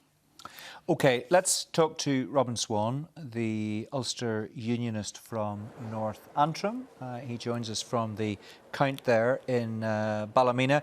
Mr Swan, you have been returned, the second candidate in North Antrim to be returned. So first of all, congratulations to you on a personal basis, because a lot of people said that you might have a bit of a struggle to hang on to a seat there, but you've done it, and done it fairly comfortably.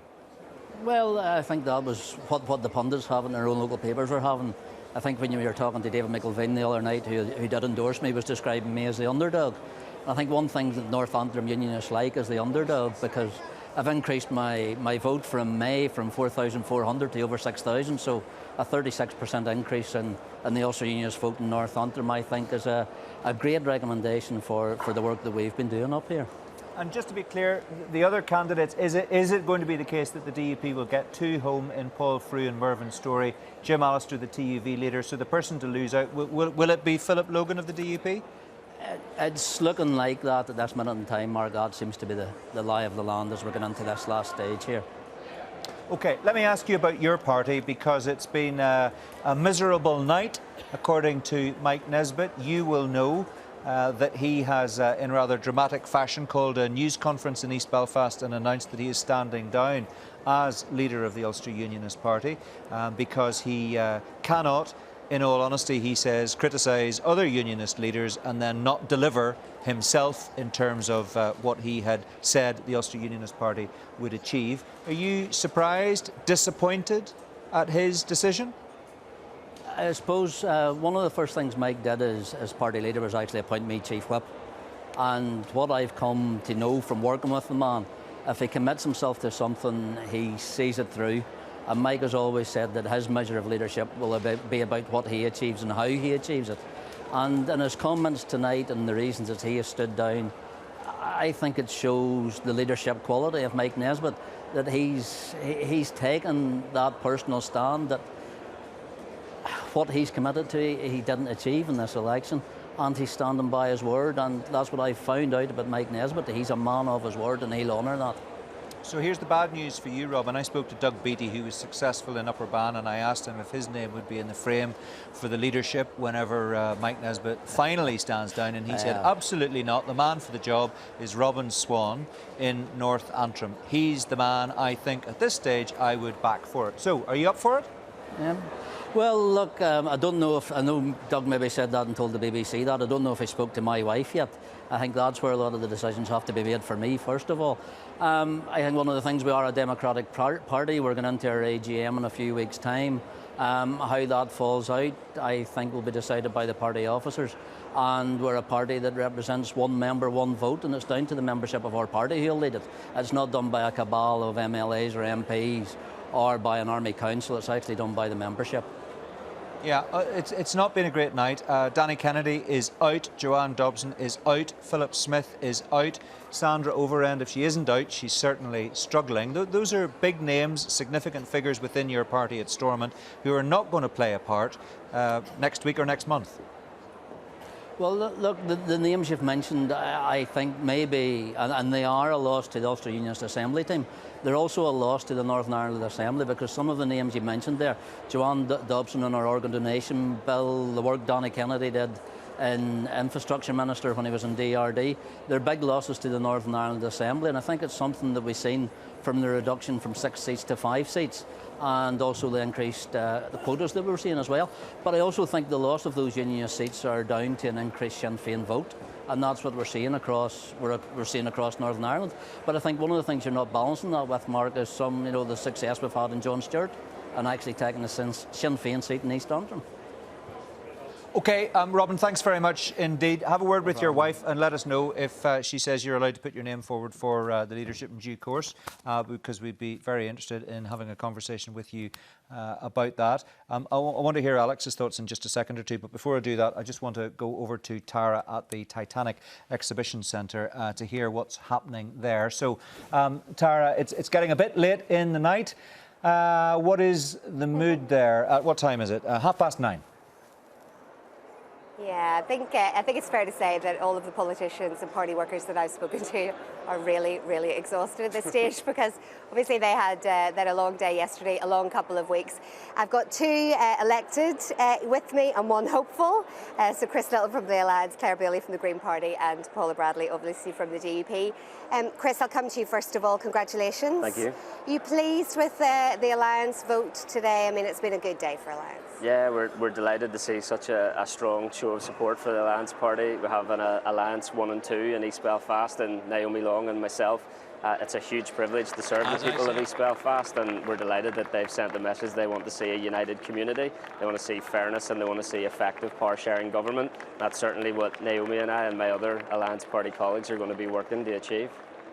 So there's, we're just looking at some of the pictures there of when the announcement was made. But what can you say to those people who did go out and vote for Alliance? I asked Naomi this earlier on about the possibility of an executive seat, if we even have an executive. But do you think it's time just to stay with opposition and consolidate that position if the Assembly does get up and running? Well, we obviously need to see the final numbers, and we have some clear issues that we would assess whether or not to take a position on the executive, if indeed that was an option, or whether to continue to hold that executive to account. We've had some strong leadership from our individual MLAs on key issues like integrated education, health, and a number of other issues, and we think we will be an effective party now with a strong mandate that we've been given in the Assembly. And do you think then that there will be different decisions to be made the next time round, that there will be constituencies that you'll look at and say, perhaps in Strangford you'll put 2 candidates up instead of 1? Are there places then that you do, because we talk to the Alliance all the time about this breakthrough and breaking away from just the east of Northern Ireland? But Naomi set a very clear aim to build our base right across Northern Ireland, and we've had some really strong performances today, particularly in South Down, for example. Patrick Brown very, very close to securing a seat there in South Down. So we've had a really good turnout today, our biggest vote across Northern Ireland in around 30 years. Our biggest ever Assembly result in East Belfast. So we're positive going forward. We've got some very capable candidates now right across Northern Ireland, and a really mobilised membership with some really good support from the people in the community. And Claire Bailey, no news on yours yet, but you are hopeful to get through. Yes, I am, and I'm absolutely thrilled because I was only elected back in May for the first time, so it's just been a short period that I've held the office, you know, so to see the increase in the vote this time around has been really, really heartening, and Stephen Agnew, of course, looking really good and solid in North Down, so I think it's a good day for the Greens that we've increased our first preference votes and looking likely to hold on to both seats. And when you were going around the doors, what was that down to in terms of the Green Party? Because obviously People Before Profit had to now only have one, and hopefully from your point of view you want to hold on to the two. What do you think is that difference there? Do you think you have people that are younger? Is it a younger demographic that you're appealing to? I think we're appealing right across the board. I mean, yes, we do have, you know, a lot of younger activists in the party in terms of our membership. But when we're out on the doors and canvassing and speaking to people, I mean, it's definitely a response right across, you know, and we started this time at the Belfast City Centre of South Belfast, and we worked our way right through the constituency up into Four Winds, where we're hitting Carryduff, you know, and Beaver Estate. So it comes from everywhere, really, and I think that we'll see that in the transfers that we do get after our first preferences as well. So we're very transfer friendly. People do like to give us a nod and a bit of a support, and once we've earned their trust, we see that they usually stick with us. And Paula, congratulations on your election, the first in North Belfast. We've been waiting all day for that, as I'm sure you have. Yeah, absolutely. Just I'm delighted to be in. I'm delighted to be the first in North Belfast and the first unionist in the entire Belfast constituency to be in. So yeah, after last year we had to wait such a long time to get to this stage. So yeah, I'm delighted with that. And obviously it's bittersweet, I suppose, for you personally, just because of what happened to Nelson McCausland. It is. I mean, the shine is taken off it. There's no doubt about that. We'll miss Nelson greatly as part of our MLA team. He'll always be there, and he'll be there for advice because he has a mind of knowledge. But yeah, we'll miss him, and it has taken the shine off a little bit. But on the other side, our vote has held within North Belfast. My own personal vote has increased within North Belfast. So that there's a positive there also. And talking to yourself and Diane Dodds a bit earlier on about the transfers, and obviously Mike has resigned now as party leader, but some of those transfers that did go elsewhere in North Belfast potentially have cost Nelson his seat. Well, I suppose we'd need to look at those numbers and those figures in greater detail after this evening, but I know actually looking across the entire province, some of those transfers have hurt the DUP greatly from the Ulster Unionist Party. I know in North Belfast, quite a portion of Robert Foster's transfers went to the Alliance Party and the SDLP. So Chris isn't going to complain about that. No, he's not going to. So in terms of the overall picture then for the DUP, what's your hope for an executive and the Assembly up and running again, given the stalemate over Arlene Foster's position? My hope, and I know I went to the doors, and what I said in the doors is that I want to be back at work, I want to be back doing the job that I enjoy, I want to be back being part of the ruling of Northern Ireland, and I hope that whenever we do go back, that we're part of that and part of those negotiations to get things back up and running again. How that's going to happen, I don't know, but I have to trust and be positive on that. And how nerve-wracking has the whole thing been for you? Personally, I'll ask this question to the others as well, but just in terms of, you know, from a personal level, you're an MLA, you've been an MLA for quite a long time, so were you worried? Were you thinking about the future? Were you thinking, actually, I might have to do something else? Absolutely. I'm worried. You take nothing for granted in this job. We all have mortgages to pay. We've all got children to look after. All of those things like anyone else out in society. And it's emotionally draining. It is absolutely emotionally draining. So I very much look forward to a quiet weekend. Quick question, the same to both of you, Chris. Were there sleepless nights over the last couple of weeks? Yeah, I'm extremely tired, but you take great encouragement from the people that give you their vote, and now I want you to see you to get on with the job back at the Assembly. It's a huge privilege that we have as a result of this. So looking forward to try and get back there and start working on the issues people want to see us working on. And Claire, you're keeping your fingers crossed then? Yes, I am indeed. But I think just on top of that one as well, I think the energy that comes from the campaign as well, when everybody rallies behind you and supports you, and certainly for us in South Belfast and the Team Greens, we had support from right across the islands. You know, our other colleagues in Greens in Scotland, in Dublin, in Glasgow, they all came to support us, so you get a lot of energy back from that. Okay, listen, thanks very much, all three of you. Back to you, Mark. Thank you very much indeed, Tara. Interesting to see some smiles around the table. People happy, obviously, with her performances. Naomi Long, very happy to see her running mate Chris Little home and dry. I can tell you we've now got the final result for Mid-Ulster, and the SDLP's Patsy Midlone has taken that 5th seat at the expense of the Ulster Unionist Party's Sandra Overend, so she is out, and Patsy Midlone is safe. He was predicting that when he spoke to us about half an hour or 40 minutes ago. I want to talk to Fionnuala about a couple of things. I want to talk about how you read Sinn Féin's result and how you read the SDLP's result. Is Sinn Féin's result as good as some people are suggesting? Is the SDLP's as bad as some people are suggesting? I think Sinn Féin's is as good and the SDLP's is not as bad. Sinn Féin's good result, I think, has been masked a bit by the DUP's result, which is better than some people thought it would be. Probably was always going to be fairly good. They've had the odd bad reverse, or more than the odd bad reverse, and Arlene Foster clearly hasn't recovered her equilibrium with you guys. But Sinn Féin's result has kind of coasted past in the midst of that. I mean, those various trios of successes, which are quite remarkable. And because they are hard to like and because they are so bumptious in so many ways, it is hard for us, I think, sometimes to give them credit for this. Having said that, I also think they've got away with murder. Well, oops, mustn't say that. They've got away with a couple of frauds.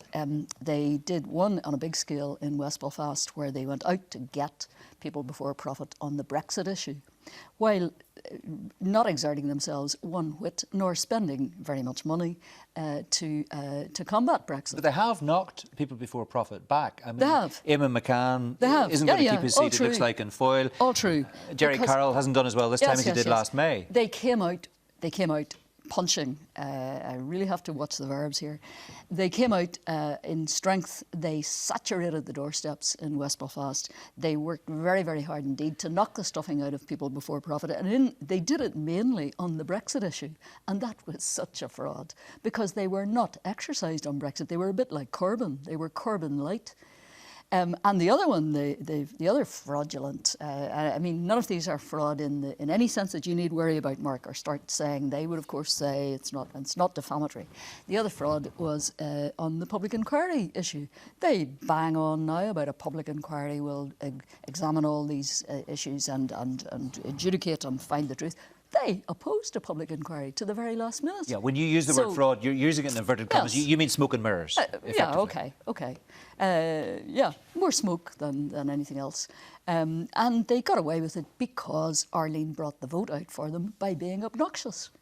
And because they then mustered themselves and went all for it, hell for leather all over the place, and did it very well. So, because it's fair to say Sinn Féin did support the public inquiry quite late on, and it was Martin O'Malley who put it in place. That's right. But not long before that, they were absolutely dead set against it. They took their own sweet time, and we still don't really know why. And the SDLP, on the other hand, didn't have as bad a time as they could have done. And that's, they deserve that. They deserve to have done better than not, because they fought a very good fight in many ways. And it was sad and ironic in ways to see them fight a good fight with young candidates having looked ageing and moaned and grizzled for so long, and we all mocked them as saying, we deserve better than this. They pull themselves together, they get some young, very good candidates, and Colm Eastwood found his feet and found his voice in that last debate. He was very, very good indeed, and I haven't been impressed by him before that at all. I could see he was a nice fella and looked well, sounded pretty good, but he didn't sound strong. And partly he didn't sound strong because the problem still remains for them. What are they for, and what is their distinctive selling point? Well, is Claire Hanna, possible? A very good performer, yeah. but Nicola a lot Mallon, of the time, another Mallon, example. a very good performer. Yeah. But what are they selling? And it is hard for them. And they had to find a place to stand. They had to find something to be. They went for for they went for opposition with, and that was a mistake, I think. But I could see why they did it. They were damned if they did and damned if they didn't. And they went for it with Mike and the UUs, and Mike blew it. Now, that's not to say that if he hadn't blown it, it would have worked very well either. It probably wouldn't have done. And it's doubtful that he could have sold it, as John and other people have said, to the UUs, a party that is unleadable and that barely exists as a party. OK. Naomi, I just want to ask you very quickly about where the Alliance Party will be whenever we get through these talks, if Stormont gets up and running again. If you have got your 8 seats and you are entitled to a position in the executive, would you take that? In theory, we would take it, but it would have to be in the right kind of executive. We made our what does that mean? Spell out what that means. Well, I mean, we spelled it out in detail last time. We had 5 asks, and we said that if the parties in the executive were willing to deal with things like getting rid of the petition of concern in terms of limitations, even on when it could be used, dealing with issues like integrated education and actually doing something about that, dealing with the cost of division and reinvesting that money and so on. So we set those 5 things out really clearly. So they've not changed? Well, they haven't changed, no, because actually if you look at them, they're the things that have unpicked this executive. If you look at the scandals, it was around money being channelled into paramilitary organisations through the executive. It was, you know, if you look at the RHI stuff, it was about the lack of openness and transparency and accountability. So all of the issues we were raising, I mean, in fact, actually the anger that you see from Sinn Féin in many ways stemmed from the fact that the DUP's arrogance was built on the fact that they could, with the petition of concern, wipe everybody else out in terms of debates and votes. Right. And for that reason, those are going to have to be addressed if we're going to see an attitude change. So let me ask you this very quickly before we move on to do other things.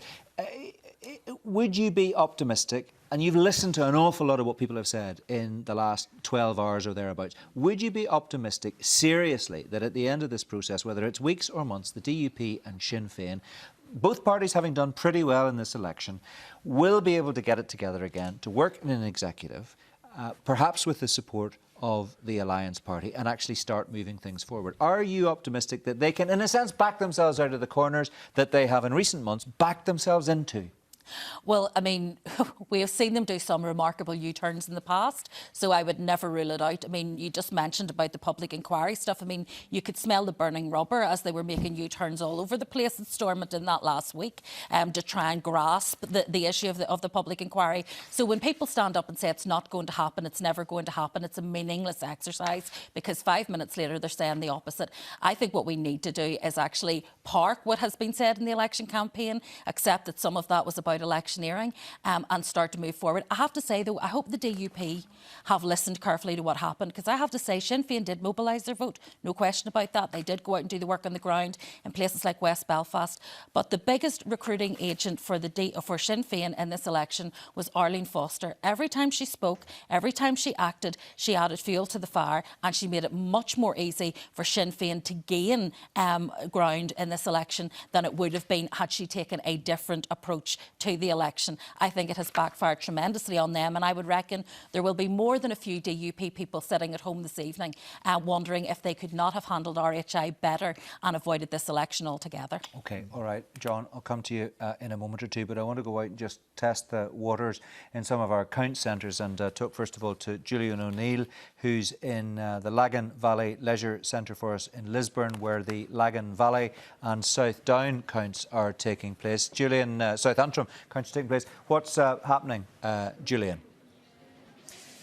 Well, I think we're about to get what will be the final declaration for South Down, Mark. I can just hear it now. I haven't got the figures, but I do believe that Colin McGrath of the SDLP has taken the 5th and final seat. That means that there will be 2 SDLP MLAs elected in South Down, along with 2 Sinn Féin MLAs, Sinead Ennis and Chris Hazard, I beg your pardon, and also Jim Wells of the DUP, making it 5 in total. So the loser in South Down was Harold McKee of the Ulster Unionists. I hear applause behind me, which tells me that there's also going to be some action in Lagan Valley, where just 1 MLA is across the line, Paul Given. I am hearing from the floor that that count, even though 1 is just across the line, will conclude tonight. So I'm expecting a lot of activity in Lagan Valley very soon. OK, Julian, thanks very much indeed. Let's hear from Julian Fowler, who's keeping abreast of developments in Omagh for us at the Fermanagh South Tyrone and West Tyrone counts. Yes, Fermanagh South Tyrone have packed up, and behind me the West Tyrone counters are also going home. Still waiting for the final declaration and the final tally there, but we're expecting in West Tyrone 3 Sinn Féin, that's Michaela Boyle, Barry McElduff and Declan McAleer to be elected, along with the DUP's Tom Buchanan and the SDLP's Daniel McCrossan picking up a final seat there too. So Ulster Unionists will have dropped that their seat, previously held by Ross Hussey. He wasn't standing this time. He was replaced by a new candidate, Alicia Clark. But it looks like the Ulster Unionists are down 1 here in West Tyrone. OK, thanks very much, Julian, for that. Appreciate that. Let's hear now from David Maxwell, who's in Belfast for us at the 4 Belfast counts at the Titanic Exhibition Centre. Any news? Well, Mark, no new news yet. We've got 9 candidates elected so far, 11 still to go, so we're halfway through, but we expect the rest to come in quite quickly, especially with regards to East Belfast and North Belfast. Just 2 to eliminate in East Belfast and 1 to eliminate in North Belfast before we expect to be able to complete those counts. We have been told this count will go on into the night and will be completed tonight. Still some interesting stories to be told here. The last seat battle in East Belfast will very likely be between Robin Newton, the former Speaker, and David Douglas. That we expect John Kyle's transfers to decide that, and they will be redistributed very soon indeed. In South Belfast, then again, that is fascinating. For the last 2 seats, it's going to come down to between Emma Pengelly, Chris Stelford, and the Green Party's Claire Bailey. Claire, I spoke to her in depth. She's confident that she can be returned in South Belfast, but the fact remains that Michael Henderson, the UUP's candidate, when he is eliminated, he has 4,000 votes. They will transfer at full value. They're likely to go to the DUP candidates, and so the DUP could potentially return both Emma Pengelly and Christopher Stelford in South Belfast. So we wait to see that result. Could be very dramatic indeed. Yep, South Belfast shaping up to be very interesting indeed. Claire Bailey will be hugely disappointed if she doesn't retain that seat. David, thanks very much indeed. Let's go to Bangor. The North Down and Strangford count's happening there, and our man is Stephen Walker. Stephen, any white smoke? Yes, Mark. I mean, here's some figures that I'd like to share with you. Philip Smith from the Ulster Unionists was eliminated, so his votes have been transferred. And quite interestingly, 934 votes from Philip Smith have gone to the SDLP's Joe Boyle, 910 to Peter Weir. It actually means at this stage, Joe Boyle of the SDLP is 62 votes ahead of Peter Weir. Although when they transfer Michelle McIlveen's surplus, it looks as if Peter Weir will get over the line. So we're in the final stages here at Strangford. We're also in the final stages of North Down. I've been speaking to Stephen Agnew of the Green Party. He's hopeful that he will get the 5th and final seat in North Down. He says he hopes there'll be a declaration by midnight. The problem is he didn't specify which day. Mark.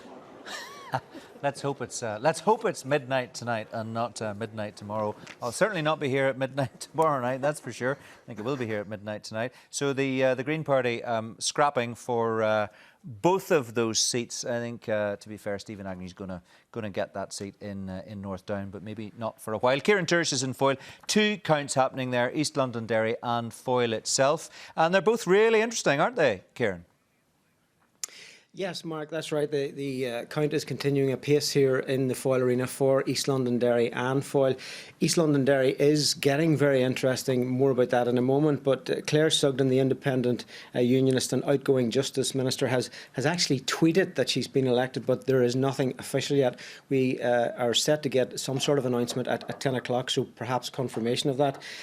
Nothing official yet on that, of course. It's looking like the DUP could lose a seat down from 3 to 2. The caveat is always that it has to play out because the vagaries of this type of election is that it really is down to the wire. Now, Sinn Féin should retain their existing seat, and it's that last seat that is proving very interesting and a great tussle between Cathal O'Hashin of Sinn Féin, who of course lost the seat at the last election. His party colleague Kiva Archibald took the seat. She's going to be elected this time, but he could be in the running for a second seat for Sinn Féin, but he's battling it out for that last seat with John Dallett, that wily old campaigner and veteran SDLP member. He came back, of course, to fight this election, brought back by the party. And at one stage, about 2 hours ago on BBC Radio, he actually conceded and said that, you know, he wouldn't get elected. But there is life there yet, he says. And he said to me just a few moments ago that he had written his political obituary just a bit too early. So all to play for in East Londonderry. Yeah, well, you see, the old PR system is a tricky one, isn't it? Just when you think somebody's down and out, they bounce back up off the canvas again. All right, Kieran, thanks very much indeed for that. Let's talk to Ita Dungan, who's in Newton Abbey for us, where counting is completed in the East Antrim and South Antrim constituencies. Ita. Yes, indeed, Mark. It's just completed and the declarations are just being done here behind me. South Antrim, there was a bit of a battle royal for those last 2 seats. 3 DUP candidates were slugging it out between the two of them, between themselves, and the 2 successful new MLAs are Paul Girvan and Pam Cameron.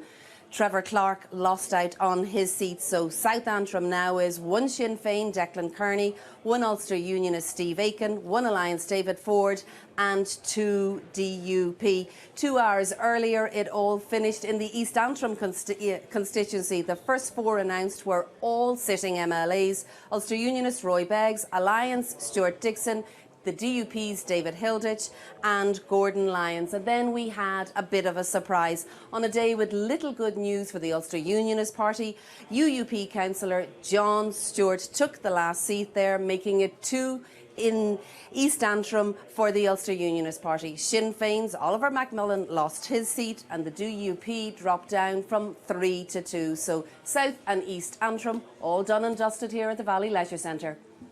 Ida, thanks very much indeed. All done and dusted as well in Banbridge. Conor Macaulay can tell us what the situation is for Upper Ban and Newry and Armagh. Conor. Yeah, that's right, Mark. We're just packing up here in Banbridge. We've had the final declaration from Upper Ban in the last couple of minutes or so. It finished up 2 DUP, 1 UUP, 1 Sinn Féin and 1 SDLP, and that's Dolores Kelly, who, it has to be said, is absolutely delighted to have won back a seat that she lost to Sinn Féin here back in May 2016. There was a nice moment there just in the wrapping up speeches where the various candidates come up to give their thanks. Doug Beattie, the Ulster Unionist candidate, dedicated his victory to his grandson Cameron, who died just around the time of the May 2016 election, and you know that was very warmly received by everyone who was in the room. Turning to Newry and Armagh, well, it wrapped up some time ago. Obviously, the big story there was the loss of the seat by Danny Kennedy. He said that essentially the second Unionist seat, his Unionist seat, had been washed away in the rising tide of the Sinn Féin vote, and there was some impressive vote management by Sinn Féin there to deliver 3 seats. Just to say, we were the last count centre to wrap up last time around. This time I think we're one of the first, for which we will be eternally grateful. Absolutely. Conor, thank you very much indeed. Let's get a look at the state of the parties now with Mark Simpson. Mark. It's starting to get really interesting. Around 2/3 of the seats have now been filled. At the moment, the largest party is still Sinn Féin, with 23 seats. How close are the DUP? Well, they've got 17 at the moment. They got 38 last time. They want at least 30 this time. They look unlikely to get it. Well, what about the other parties? Well, the Ulster Unionists have only 9 seats. That's why Mike Nesbitt has quit. On the other side of the chamber, if we look over there, we can see the SDLP have 7 seats so far. Speaking of 7 seats, the Alliance Party, in contrast, have had a good day for them. They've got 7 seats. They only got 8 last time. So there are 2 more other seats to very quickly tell you about. Jerry Carroll from People Before Profit has been returned to Stormont from West Belfast, and the independent Claire Sugden is back in East Londonderry. So those are the scores on the doors at the moment, but all eyes on the front of the chamber to see if the DUP can overtake Sinn Féin, or could it even be a draw? 28 seats all. We'll just have to wait and see. We will have to wait and see, Mark. Thank you very much indeed. Quick word from John McAllister, from whom we haven't heard for a moment or two. What do you make of where we are, and particularly as far as the Ulster Unionists are concerned? There's good news and there's bad news. There's good news. I mean, that's the one gain the Ulster Unionists have had in East Antrim, which is the one chink of good news. The rest of it is pretty grim. Holding on to Fermanagh South Tyrone was good news at the expense of Lord Morrow. It's obviously difficult for any party losing people, but that's, you know, some of those seats, but losing across the board, losing people like Danny Kennedy, a disaster. Okay, and also losing their party leader as well. But we'll come back, John. We'll talk to you a bit later. But for now, thanks very much indeed. That is it from us for the time being. We've had some shocks and surprises through the day. The biggest casualty, curiously, wasn't someone who lost a seat. It was the Ulster Unionist leader, Mike Nesbitt. He fell on his sword at 8 o'clock this evening, saying he had failed to break through and eat into the DUP vote. Despite the DUP success, the party did lose some big names: Maurice Morrow, Lord Morrow in Fermanagh South Tyrone, and of course Nelson McCausland in North Belfast. Other big names taking a hit today: the Ulster Unionist Danny Kennedy, just mentioned there by John, People Before Profits, Eamon McCann, said he was out, might not be out, but it looks like he's certainly in a scrap for that last seat. And of course, the SDLP's Alex Atwood in West Belfast. However, there was some good news for Colm Eastwood with the political resurrection of Dolores Kelly in Upper Bann. Clear the DUP and Sinn Féin will be returning to Stormont as the two largest parties, with Arlene Foster and Michelle O'Neill both topping the poll in their own constituencies. We're back at 26 minutes past 10. For now, from all of us, bye-bye.